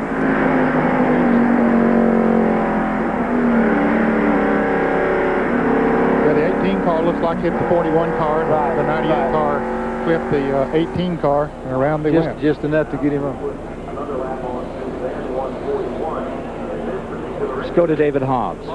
Todd, what did you see happen out there? We've seen it on replay a number of times. What did you see happen? Well, the first thing I saw was Kenny Schrader's roof number. The thing lifted up and pointed right at me. And John Andretti was in front of me. He slowed down. I slowed down. We all got slowed down. And just a chain reaction. The guys behind us didn't get slowed down. And it's unfortunate. You know, everybody close to the accident saw it, slowed down. The guys behind us didn't see it and kind of piled into us. But you know, the factory store's forward. We were running good. It's a shame we got a lap down. We actually had a decent car, and it's a shame that we couldn't show it. You're looking pretty hot. What's it like out there today? Is the heat going to be a real factor towards the end? Well, there's not too many laps to go. It's pretty warm. The problem with today is the air that you do get, your circulators, the air you breathe, everything that blows on you is hot air. You don't get cooler. You don't get that relief that you'd normally get on a less humid day, and that's the biggest problem. Your brother actually was just taken out of the car seconds before you crashed and was receiving treatment in the tent. Did you know that? Yeah, he's not been feeling real well this weekend, and we kind of expected it. They had a relief driver ready. Well, better luck next time. They're trying to fix the car. Is he going to be okay? Mike Joy. Here's the front end of Jeremy Mayfield's car, David. You saw on the in-car replay him get into Bobby Labonte. Labonte had already hit Ricky Craven, so Mayfield did not cause Labonte's spin, but that's the bit of damage that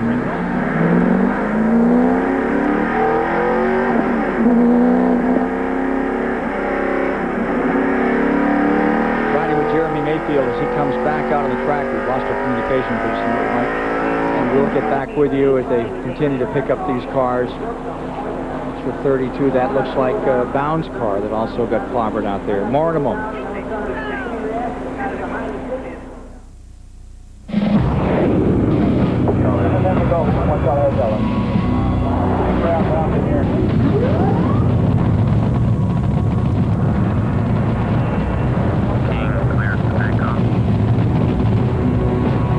Kenny Bernstein's Budweiser King Top Fuel Dragster.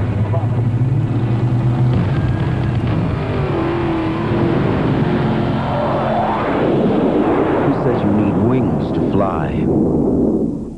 We're all in search of answers.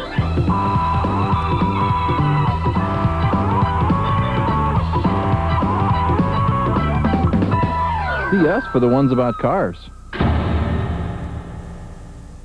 If you're like most guys, you probably don't have a clue what conditioners do for hair. Got me.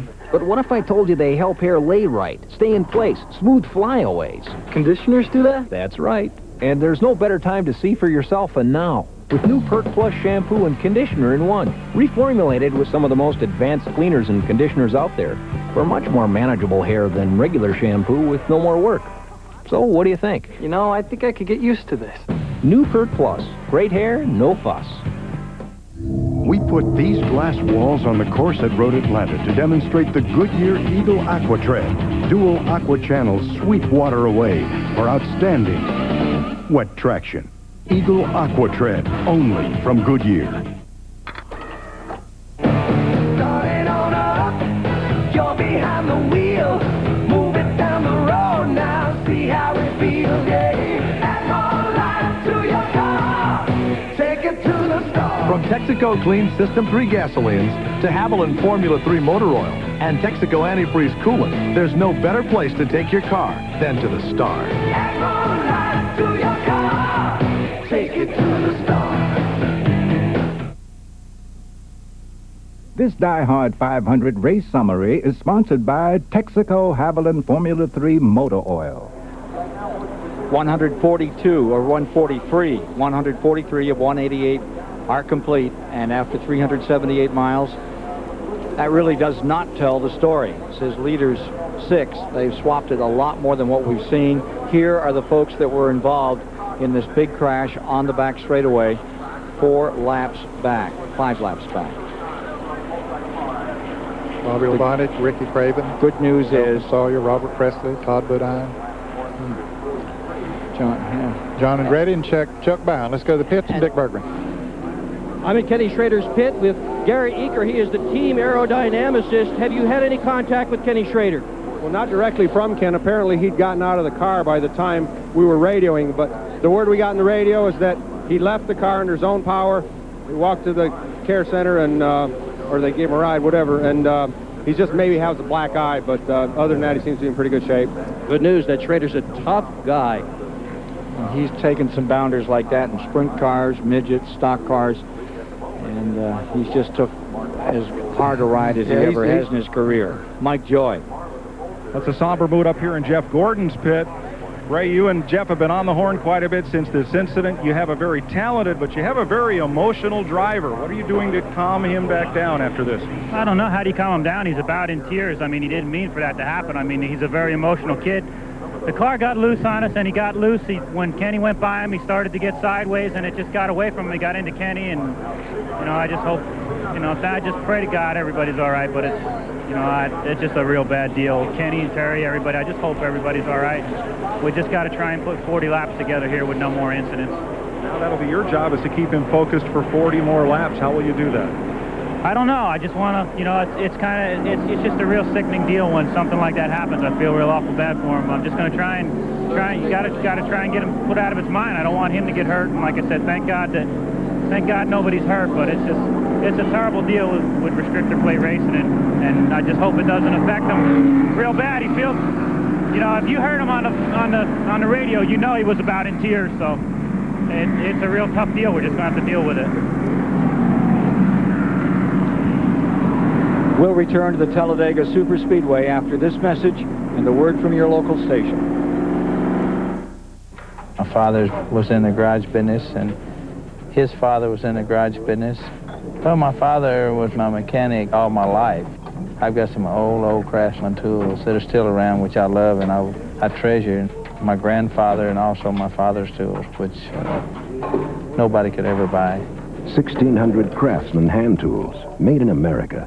Guaranteed forever. He really believed in Craftsman, same as I do. Only at Sears. The next generation of Olympic superstars go for gold, showcasing their strength, power, and poise at the U.S. Olympic Festival. Today on The Show. Here on CBS. Every vehicle on the road today is used, including yours. So when your vehicle needs repairs, why not call your barely used auto parts dealer? We purchase damaged vehicles. The undamaged parts are removed, cleaned, tested, and warrantied. You can save up to 70%, and chances are our parts are newer than the ones you're replacing. Next time, call your barely used auto parts dealer. Your local barely used dealers are Rigsby's Auto Salvage, Clearwater Automotive, Pasco Auto Salvage, Langston's Used Auto Parts, and Brandon Auto Salvage. We asked Toyota Camry owners, And guess what they said? Certainly. In fact, 95% of Camry owners said yes, they'd buy another one. As for the rest of you, right now your Toyota dealer can give you up to $800 cash back on Camry. $800 cash. Or lease a Camry for a low $229 a month. $229 a month. So, would you buy a new Camry too? Certainly. Choice cars, choice deals. Only at your Toyota dealer now. Flo and Kay, Human Computers, beginning Monday on 10 News at 6. CBS Sports coverage of the Die Hard 500 is sponsored by Sears Die Hard, the official battery of NASCAR. Ford and your Ford dealer. Have you driven a Ford lately? And by Texaco Haviland Formula 3 Motor Oil. And there is good news on pit road. Here is David Hobbs. Kenny Schrader, that was a horrendous machine. What happened? We just caught a little too much air over there. I don't know. I think we got turned around a little bit. Somebody caught us from the left rear. But it just took off, you know. I don't know if it took off when we hit the grass or what, but played sprint car, held on, head down, arms up. You seem okay, but I mean, it's just can't sleep and you feel okay, right? We're okay. You okay? Yeah, well, he needs to go to the ball. He's okay. Watch again.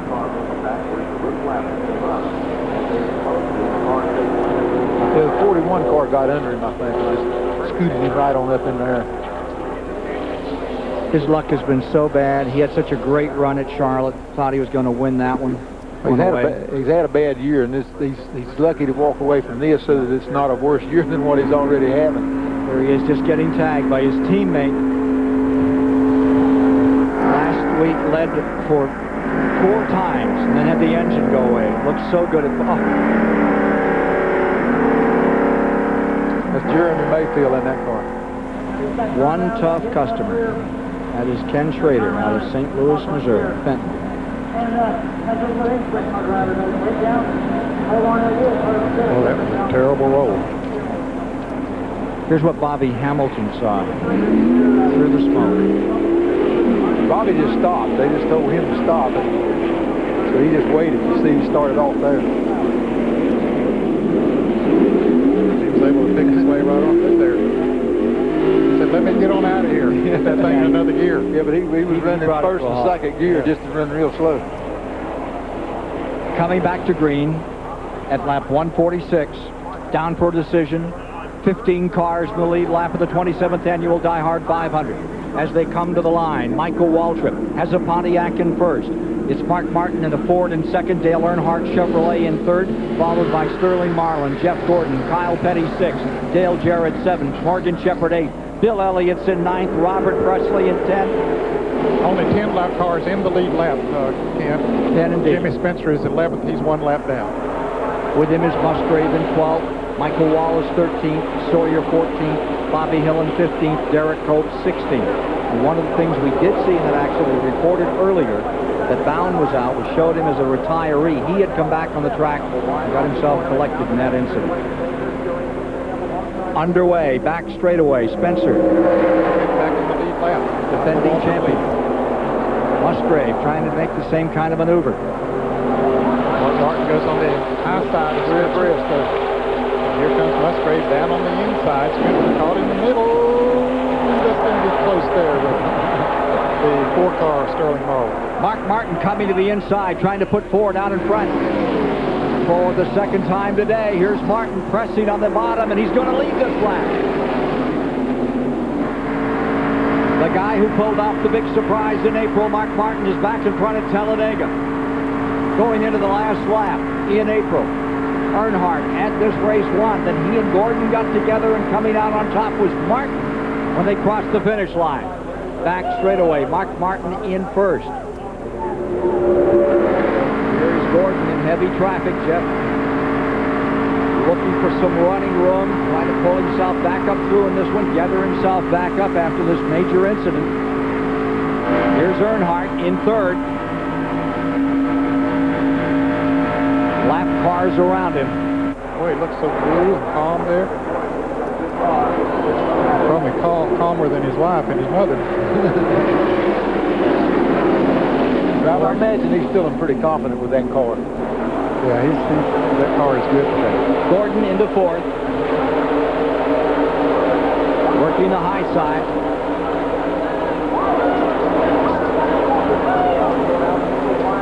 Earnhardt back in fifth. Morgan Shepherd being challenged. Dale Jarrett right there side by side with him. 188 laps marks the distance. Derek Cope way up on the high side. Here are your leaders. It's Martin first, Michael Waltrip second, Sterling Marlin third, Gordon in fourth, Earnhardt fifth.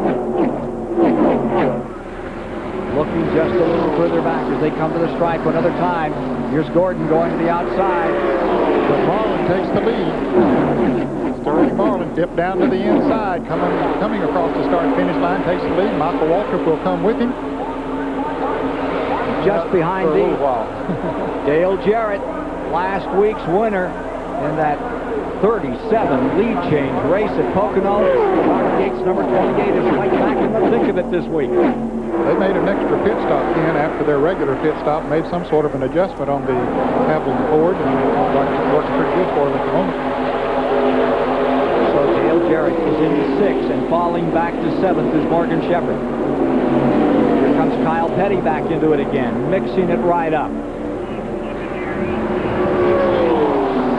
10 cars, lead lap. Earnhardt dips to the inside to make it 3 wide going into the turn. Dale Jarrett's going to try to follow him through. Michael Waltrip is in the middle, and Earnhardt makes the pass okay. Martin falling back on the outside. Gordon pinned up there on the top of the track. That looks like about 5 wide there. Wow. Jim. 6 car, you can't go nowhere. They've completed 399 miles with that last lap down to the last 100 miles. NASCAR is seeing exactly what they would like to see. They got a Chevrolet, and well, they got Chevrolet first and second now, but the last time around they had a Ford and a Chevrolet and a Pontiac running first, second, and third. Earnhardt on the bottom. Rolling back up, looking for Sterling Marlin. Jeff Gordon further back and forth. You're with him. Closes in on Mark Martin in third. Here's Mike. Steve Meal looking out at the tri-oval here in Mark's pit. You're the fastest Ford in that draft of Chevys and Pontiacs, but is being the fastest Ford going to be enough today?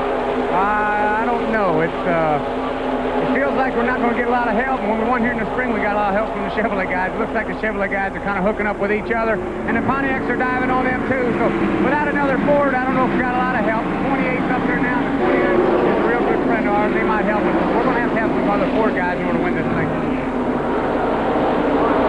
Well, he's got, as he said, the 28 and the 21 in the lead draft, and those first 7 cars now beginning to pull away. Michael Waltrip has dropped back to 8th, and he has lost the draft of the lead pack.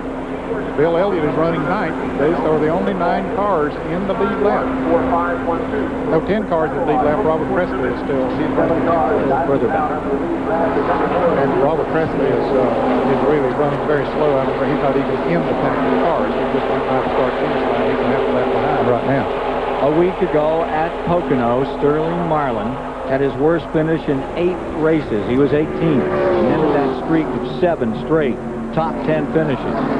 Trying to make up for it today, currently number 2 in points by 106 to Gordon.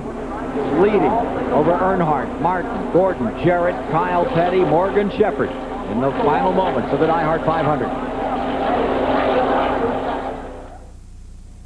There's a fine line of motor oil separating your car's engine parts that's as little as 1/1000th of an inch.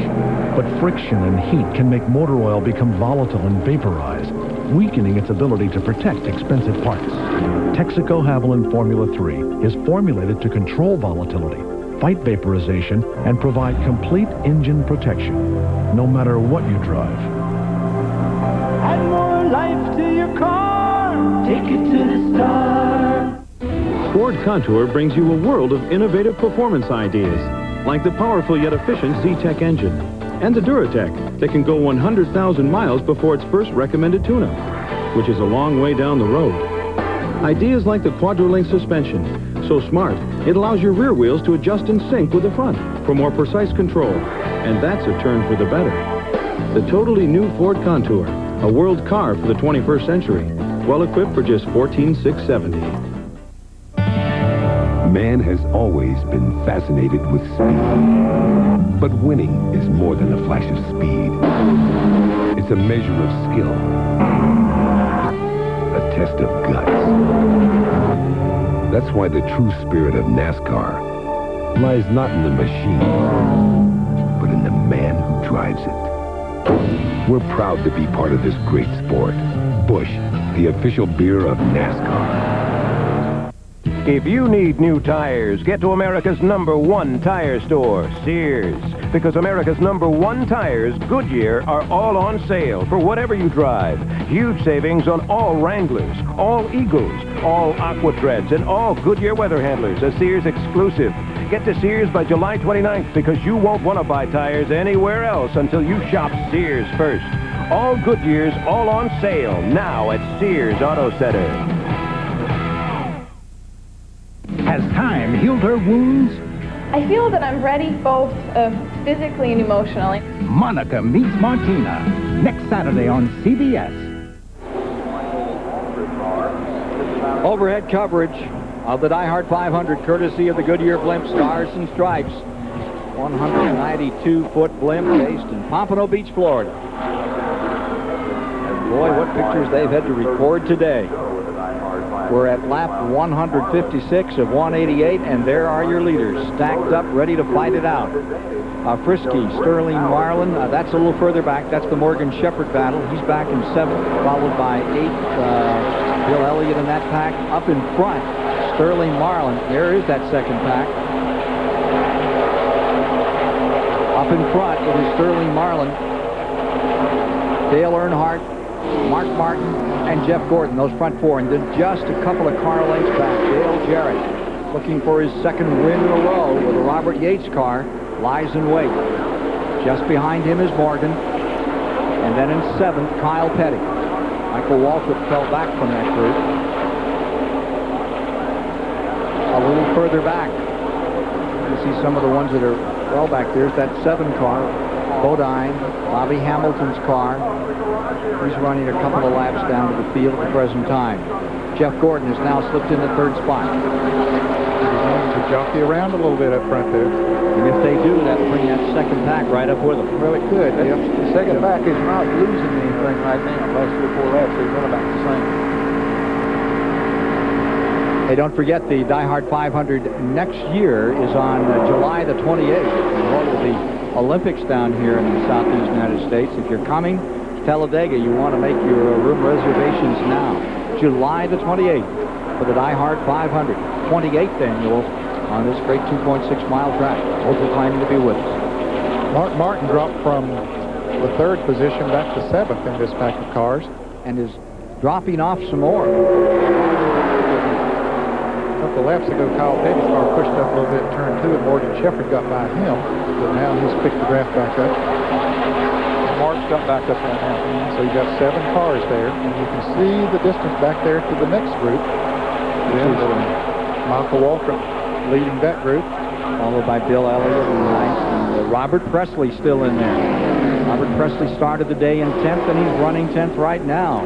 Michael Wallace is being shown in 11th as a lap down. Gordon going for 2nd, going around Earnhardt on the inside, or attempting to at least, and he makes the pass. The point standing battle right here, with the exception of Musgrave, who's just moved up into 3rd spot in the standings going into this week's race. Those top 10 in the Winston Cup standings, amazing. 5 Chevys and 4 Fords and Pontiac up in there at the present time. But for the moment, Gordon has the advantage, and trying to whittle it down in the Winston Cup standings is Sterling Marlin. Here's Mike. Only a couple of Fords in that lead draft, Ken. Mark Martin, Morgan Shepherd, and Dale Jarrett, who is 4th and is the highest place of those Fords right now. Steve Meal said he would need another Ford to help him if either of you guys could win this race. True? I think we're going to need more than one more Ford. You know, Mark and them's been awfully strong, but Steve and I talked a while ago. We're just hanging on. We're just there in the middle, hoping nobody makes a move. We kind of feel like we went to a gang fight and only a couple of members of our gang showed up. So I don't know. You know, we've worked on this car all day. Dale has driven his heart out. We're just proud to be in position we are right now. And, you know, you never know what happens the last 25 here at Talladega. Smartest man in this sport, Richard Petty, often said, the best you can do on any given day is put yourself in a position to win, and then circumstances dictate the rest. About right, Richard. Yeah, that sounds like a good quote to me. It worked for me a lot of times, I'll put it that way. For whom are the circumstances going to work out here? Now Here's there's Morgan Shepherd swinging out. Yeah, he's trying to pass Dale Jarrett up on the outside. Makes that move, and Kyle Petty's going to try to go with him. Mark Martin's got to run down on the inside, and Morgan does make the pass. He's had a strong car. The Citgo Ford has been very strong here this afternoon. And they get back in a straight line again. See if that's true all the way back through the street. That second group is catching up to them. Yes, they are. Yeah, Indeed, every time they pull out, they just catch them that much more. Back to the pits and Dick Berggren for this story. One of NASCAR's senior statesmen, Ken, Glenn Wood, turned 70 years old on Tuesday of this week. That's a long time. What's it like to be 70, Glenn? Well, it feels great. I'm just glad I can still be around at the racetrack at 70 years old. One of the original members of the Wood brothers. So many memories, so many wonderful wins. What's the most significant of all these years, Glenn? Well, probably the one at Daytona when Richard and David crashed at the last lap and we still won the race. Well, he's one of 17 men who won for Leonard, his brother. How would you like to be out there today racing with these guys? This is too much for me. I know what you mean. Great driver. He didn't start racing. He was 27, 28 years old. Yeah, he was past 25 at least. For the lead, Marlin, Gordon, Earnhardt, Shepard, Jarrett, Martin, Spencer. Michael Waltrip with that second group, bringing Bill Elliott along now, closing into these leaders, and really closing at this point. Yeah, there are 9 cars in the lead lap, and we're going to have them all running in a single file here in just a moment or so because Michael Waltrip and Bill Elliott are catching up to. There were 7 cars in the lead pack, but now the others are coming to them. 193.7 late in the going. Yes, it is. Moving right along. Not down for those couple of caution flags. We were really setting some records here early. Here's Mike. Well, Ken, not all is well in the Chevrolet camp, despite that's the most prolific make in that front draft. Dale Earnhardt called in when Jeff Gordon was behind him. He said, "Gordon's making me loose." He says, "Tell his spotter if he's going to stay there and do that to back off." And instead, Gordon went around Earnhardt. So I look for Earnhardt to follow Gordon to the closing laps of this race without making a move because his car is not comfortable running in front of the 24. I thought with the restrictors what you wanted to do was lead in these last laps out here. I don't know. Used to think so too, but the last 2 or 3 races I've seen, I don't believe that's working now. Certainly wasn't true in April. It wasn't. Mark Martin came from behind, as you pointed out earlier, past Earnhardt, and then Morgan Shepherd got into Earnhardt, and Earnhardt got into the wall, and Jeff Gordon came on with him. But it was Gordon that came on with Martin to make that first move around before they got to the corner and had the wreck. Let's get down for just a moment to Dick Berggren again. In April, Sterling Marlin and Jeff Gordon ran together for much of the race, Ken. So before this race started, I asked which of them would prefer to be in the lead toward the end of the event. I asked them individually, and guess what they said? I want to be leading. I want to be leading. Now Morgan Shepherd moving high. He's going to try to make that move that he made on Dale Jarrett a little bit ago, on Dale Earnhardt, but that didn't quite work, so he's still in line, but he's just testing them out there. See what he can do. Working lap 166, 441 miles complete at the stripe. Mike? Jeff Bodine is in with a cut tire. It's been a tough day for a car that was very fast in practice. Shane Parsow and John Treaton changing the right sides. The U.S. bobsled team chief engineer Bob Cuneo wiping the grill clean. But Bodine, that kidney stone apparently hasn't moved. He's feeling okay, and he's back out there, laps down. Showing 9 cars now in the lead lap. with that 9th car, Bill Elliott.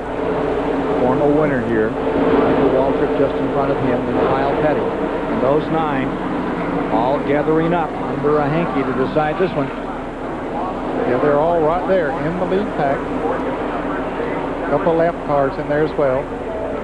Dale Jarrett just getting challenged. Looks like the 6 cars down on the bottom. And Michael Waltrip will come with him. There's Bill Elliott in the red and yellow number 94. As Jarrett drops back to the 8th position. Note the 7th position. Kyle Petty has now dropped back to 9th. Good run for Elliott today, huh? You know, yeah, great run.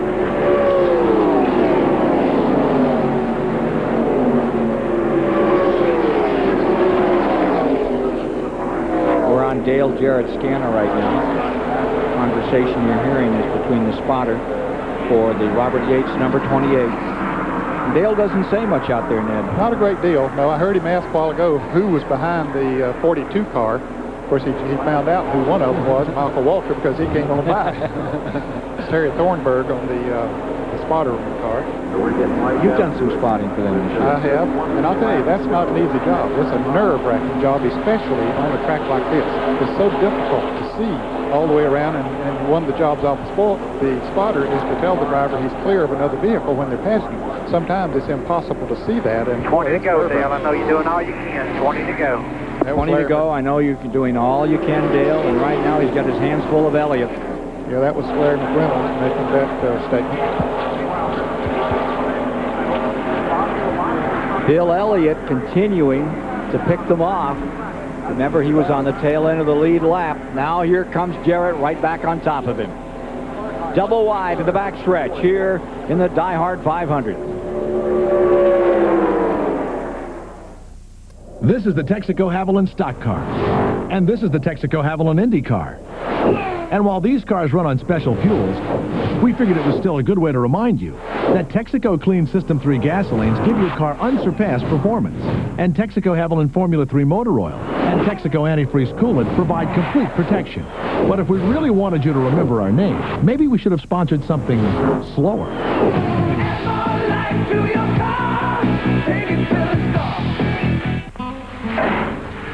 Well, the battery's good, and the starter's brand new, so I figure it's got to be the alternator, right? I go into the AutoZone, get a new one. Well, this guy says, well, let's check the old one first. No sense buying something you may not need. Well, turns out it's a voltage regulator. I tell you, I could have spent a lot of time swapping out parts till I got it right. But with AutoZone, piece of cake.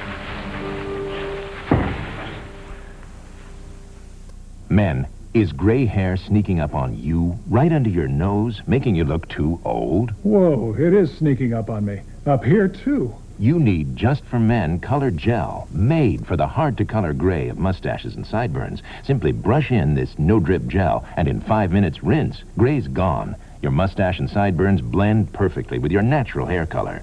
That gray won't sneak up on me again. Just for Men Color Gel, the sure thing for a natural look. If you need new tires, get to America's #1 tire store, Sears. Because America's #1 tires, Goodyear, are all on sale for whatever you drive. Huge savings on all Wranglers, all Eagles, all Aquatreads, and all Goodyear weather handlers, a Sears exclusive. Get to Sears by July 29th because you won't want to buy tires anywhere else until you shop Sears first. All Goodyears, all on sale, now at Sears Auto Center.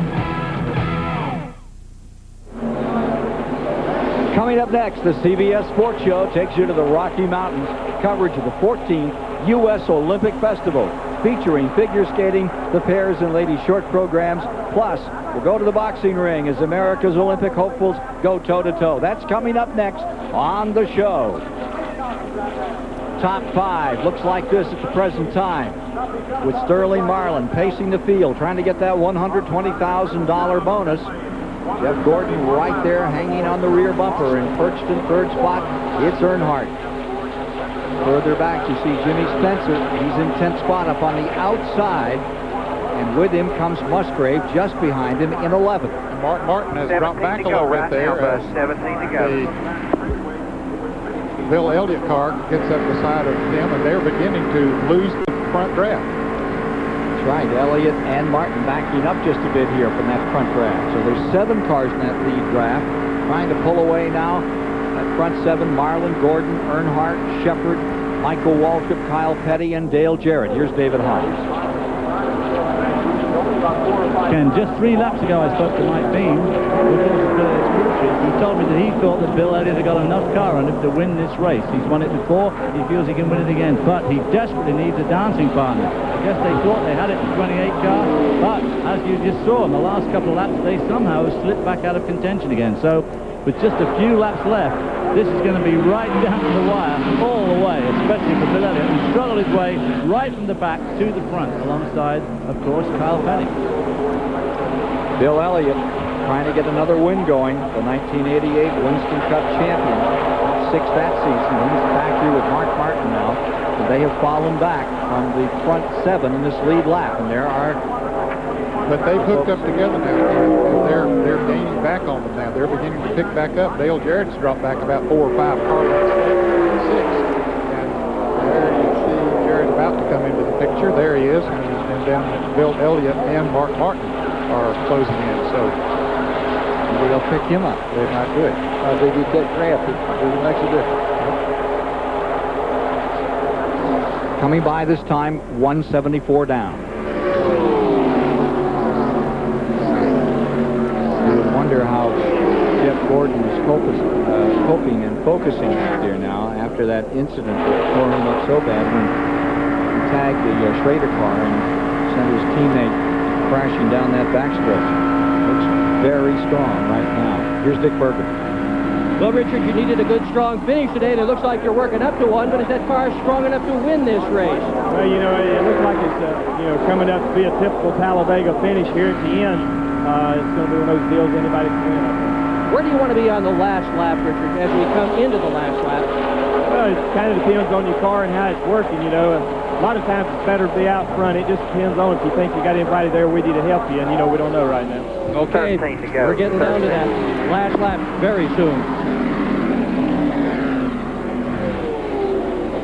Those front cars trying to stay just as straight as they can, one behind the other, to give anything away. Those 3 Fords got hooked up there, and they caught right up in just one lap. Yeah, it didn't take long. Well, they got hooked up in single file.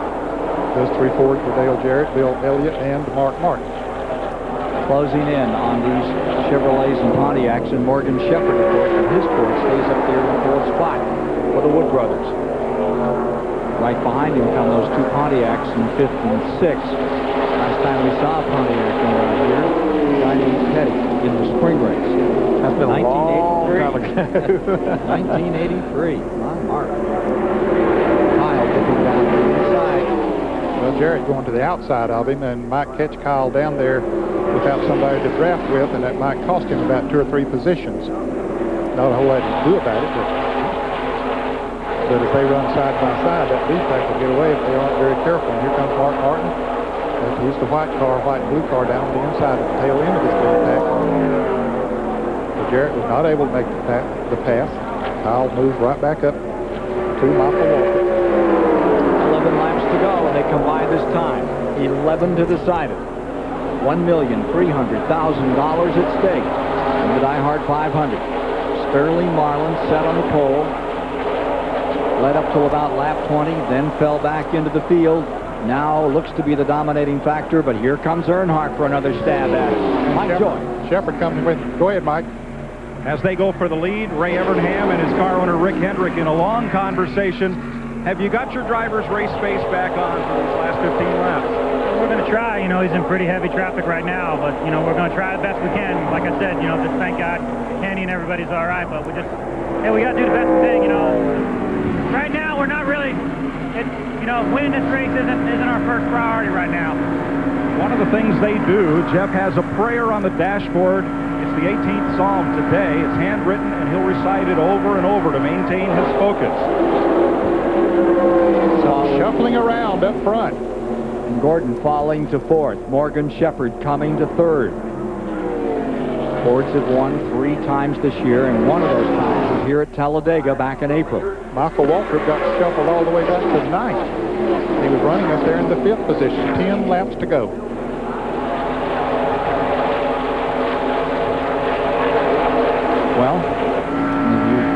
guys want to give us some strategy to win this race? Keep your foot on the floorboard and hope. Look for holes. I hope it works. Yep. Morgan Shepherd has driven an outstanding race. He really has. He has driven a tremendous race in the Wood Brothers car. Kind of a Terry Labonte race. You've never really noticed him until it's time, and then he's there to be noticed. Well, he was the saving grace for a lot of drivers back there after they made some green flag pit stops and they got separated, and they were back there about 12, 15 seconds behind, and he was leading that pack, and finally, once he got to the lead of the pack, he was pulling them as fast as the leaders were running, so it kept him in contention. The number 21, the famed Wood Brothers of Stewart, Virginia. State of Virginia is going to open a museum up there. Wood Brothers, nice little town. There's one family that preserves it these days. It's the Wood Brothers. They have 5 wins here at Talladega. Of course, they won this race. It was in 1980 with the great Neil Bonnet. They won 3 with Pearson in the spring race. There's the front 6. Marlin in first, Earnhardt in second, Shepherd is third, Jeff Gordon lies fourth, and Dale Jarrett has fought his way back to fifth. Right behind him is Elliott and then Mark Martin. And Kyle Petty and Michael Waltrip have just about lost the draft of those front 6 cars. We're back with Jimmy Spencer. 7 cars, I should say. 7 cars in the draft. Jimmy Spencer right here. Jimmy Spencer is a lap down in 10th. Musgrave stays 11th, and Michael Wallace in the Donlevy car is up in 12th, and what a good run that is for him. He's having a good run. He got caught out of the draft early in the race and went a lap down, but since then he's very, very good. To Dick Berger.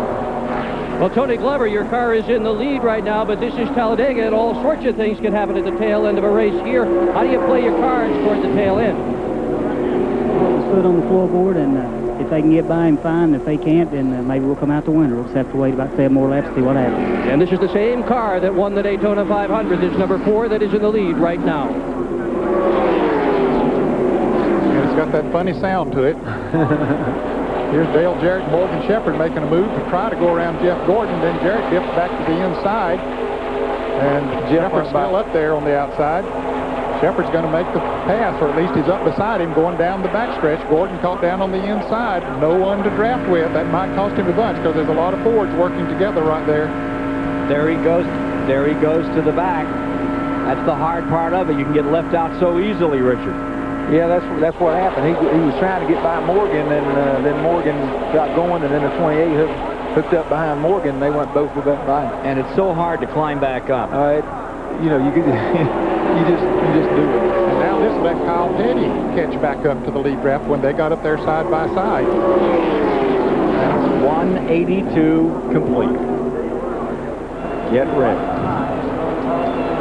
Kyle Petty on the bottom. Here comes up on the outside, the number 24 taking another stab, getting back up toward the front. You got 2 Chevrolets and then 4 Fords running in a line there. Looks like the Fords are working together, too. Yeah, except Dale Jarrett. He decides he wants to pass that Ford in front of him. Dale Jarrett trying to pass Morgan Shepherd, and he does. Takes over the 3rd position. Gordon back there. Let's get back to Mike. Richard Childress, for the 4th restrictor plate race this year, you've had to run against Sterling Marlin to win it. Does he have anything for him? Yeah, you know, they got an awful good team, awful good setup there, but, you know, it's kind of fun racing. We see how it comes out here at the end. Well, if you watched earlier, Earnhardt's patented move today was from the top to the bottom drop coming through the tri-oval just before start-finish line. He may not wait that long. Dale Jarrett just moved around Dale Earnhardt and took over 2nd place. Earnhardt pulled out, thought Jarrett would go with him to push him by the 4 car. That didn't work. Jarrett took the position, but Earnhardt coming back. Going for 2 in a row. For Robert Yates, number 28, Dale Jarrett. So many problems over the past several years for Dale Jarrett making this switch. It's been a hard year for him and for this team, but right now they're looking stout. Meanwhile, here's Mark Martin running side by side with Elliott, just behind those front 4. So you got a Chevrolet, a Ford, a Chevrolet, a Ford, and then 2 Fords side by side.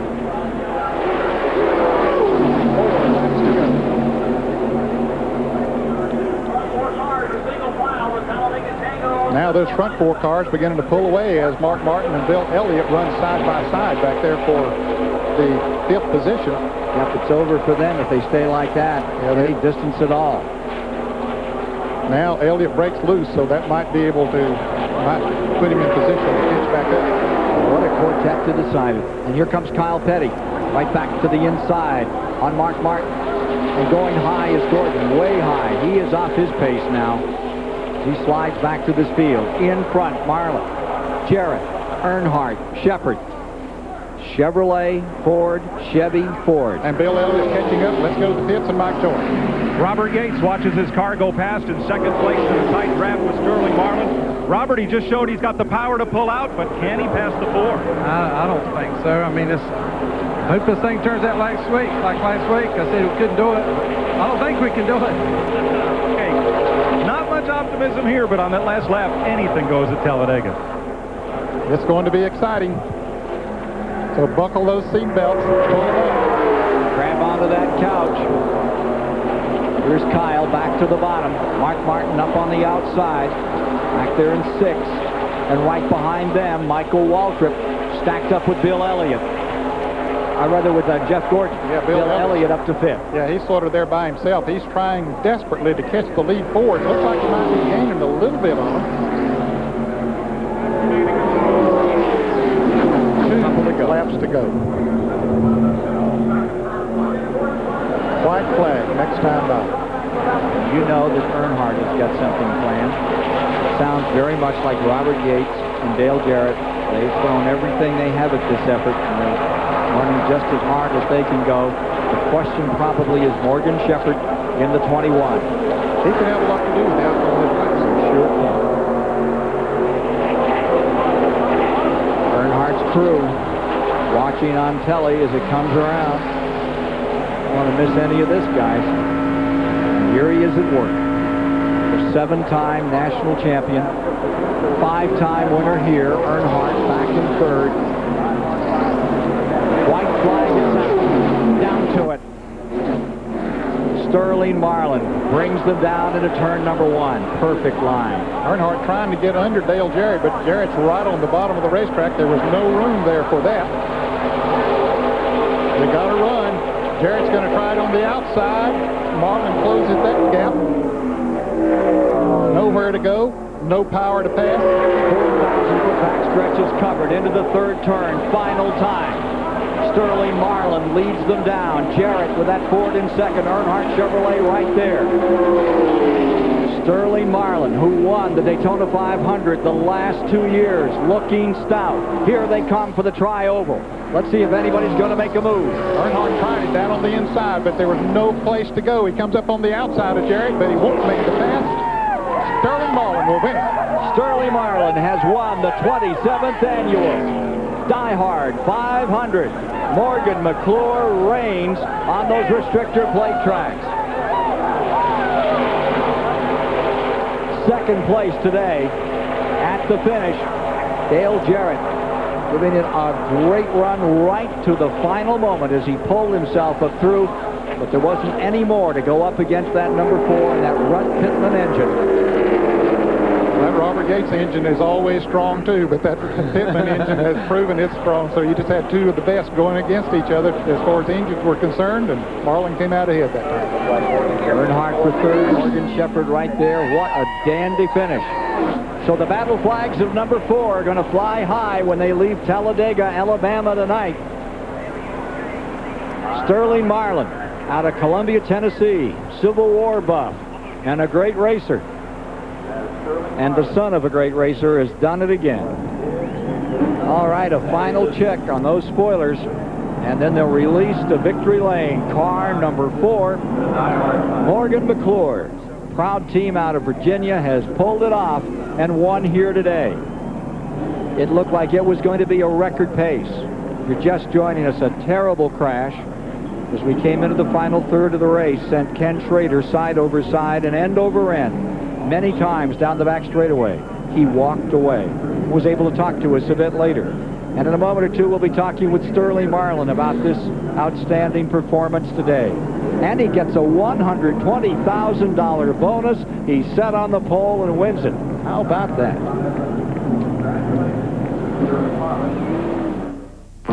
In these mountains, you need a tough truck. Dave Ashley, Search and Rescue Volunteer. Trails, I tend to make my own. It's one torture test after another. But the people I'm looking for depend on someone to find them. Well, I depend on something too. My Ford F-Series. How do you learn a job like this? Let's just say I drive something tougher than a golf cart on the weekends. Ford F-Series. The best-selling trucks are built Ford Tough. Today, millions of Americans are running faster with the same size engines and farther on the same amount of fuel. Millions have discovered the patented advantages of the split-fire spark plug, a difference that delivers on every stroke of every piston. 5 extra horsepower by merely installing these plugs, a 4.8% gain in mileage. If you're not running the split-fire, you're probably behind someone who is. Split-fire, more power and more mileage for your money back. You want to know how to choose a motor oil? Take a ride to your local garage and see what the mechanic puts into his own car. Fact is, of all the brands of motor oil, more ASE certified master technicians choose Valvoline for use in their own cars and trucks. So before you buy a motor oil for your car, know the one more top mechanics put into theirs. Valvoline, the #1 choice of America's top mechanics. If you need new tires, get to America's #1 tire store, Sears. Because America's #1 tires, Goodyear, are all on sale for whatever you drive. Huge savings on all Wranglers, all Eagles, all Aqua Treads, and all Goodyear weather handlers, a Sears exclusive. Get to Sears by July 29th because you won't want to buy tires anywhere else until you shop Sears first. All Goodyears, all on sale now at Sears Auto Center. Wouldn't it be great if you could shoot your age? Golf's elder statesmen display their talent and wisdom at the Ameritech Senior Open next weekend on CBS.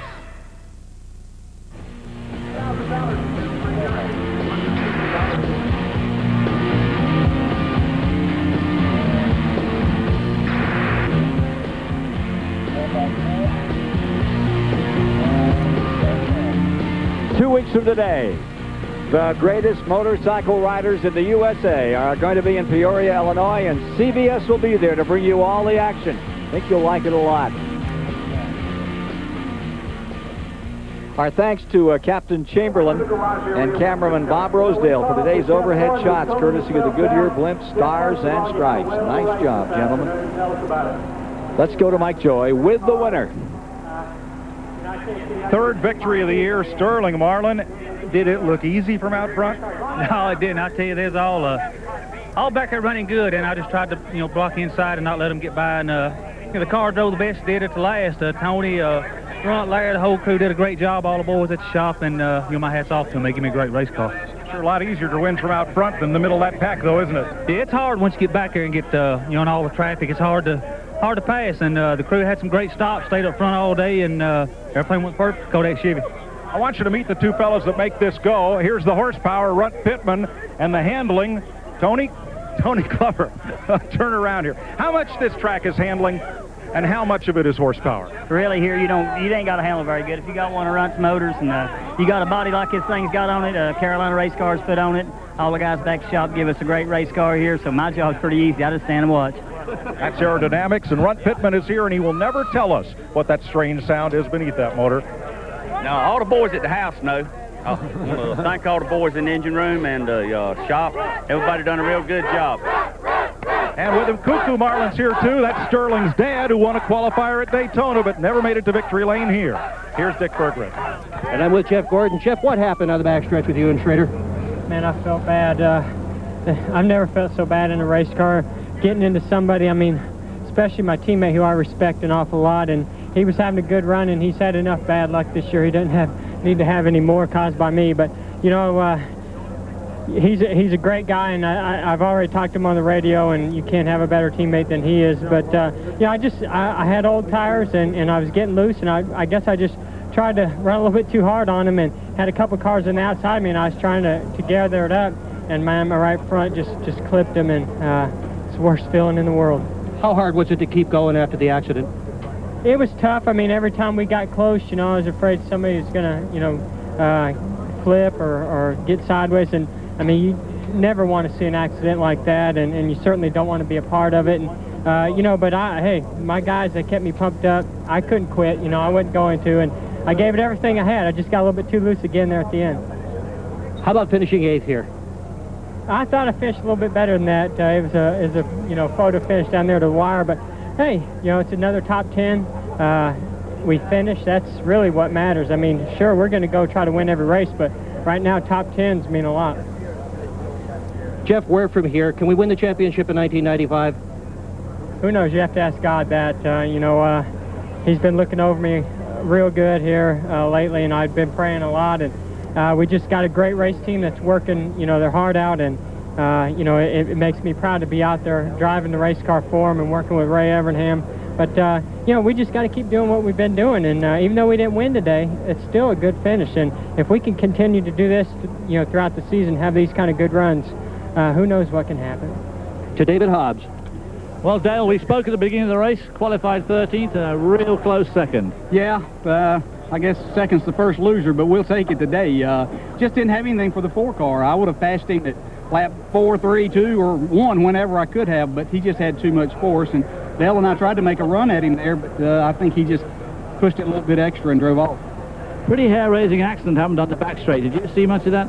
No, I was in front of it, thank goodness, and I understand everybody's okay, and I'm just glad of that. Just glad that it was a safe race in the respect that nobody got hurt. Just, you know, close racing and some people trying to get in the same spot. You're a winning driver, and it's obviously a winning team. The car, the 28 car, is tremendous. You've just had a first and second in 2 consecutive weeks. How do you see the rest of the season panning out? Pretty good? Yeah, we're excited about it. We've been excited most of the year, and that's the thing about these guys on this Texaco Haviland Mac Tools team. They just keep working and keep fighting, knowing we have a good race team, and, you know, we're going to Indianapolis planning on winning that race. The Indy race. Now, that's a very different kettle of fish to here, you know, much less banking. Do you need a lot more downforce there on those corners? Yeah, you definitely need downforce, and we'll take the same car we just won with at Poconos, so I'm excited. Okay, well done, Dale. Back to you, Ken. So, as of now, Gordon will lead Marlin by only 78 points, and we'll be back shortly. Coming up very shortly, Pat O'Brien will have some sports news for you, a little boxing. We'll be back here in a moment. Time for the Owners Trophy presentation. They're the young guns of racing. And on their Sunday afternoon showdown, these next-generation superstars start with the next-generation die-hard battery. The longest-lasting die-hard ever. The same die-hard you can buy at Sears. Don't trust your Sunday drives to anything less. I like to treat people the way I like to be treated myself. If you don't like waiting for a service advisor to come wait on you, if you don't like waiting on the phone for an answer or a charge on your bill because nobody told you about it, treat the customers like they were you out there standing on the service drive. Ford quality care standards make it easier on the customer here by taking care of them and doing it right. Get your car in here and I'll have to show you. Quality care people, quality care standards at your Ford and Lincoln Mercury dealer. We put these glass walls on the course at Road Atlanta to demonstrate the wet traction and performance of the Goodyear Eagle Aqua Tread. Racing-inspired dual aqua channels sweep water away for outstanding wet traction. Broad shoulders add aggressive grip for precise cornering. Its unique tread compound helps you stick to the road. You get the performance of an Eagle, the wet traction of an Aqua Tread. Eagle Aqua Tread, only from Goodyear.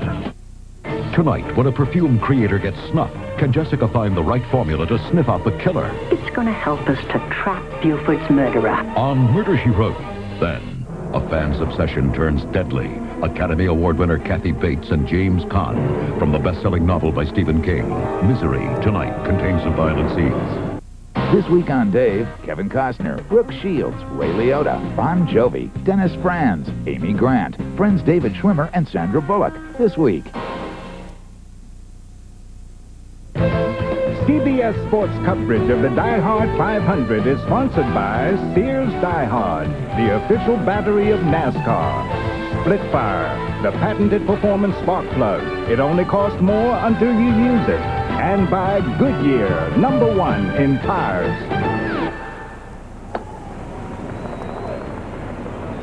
At Talladega, let's take a look at the standings this afternoon. Marlin first, Dale Jarrett second, Earnhardt, Shepard, Elliott rounding out the top 5 a little further back.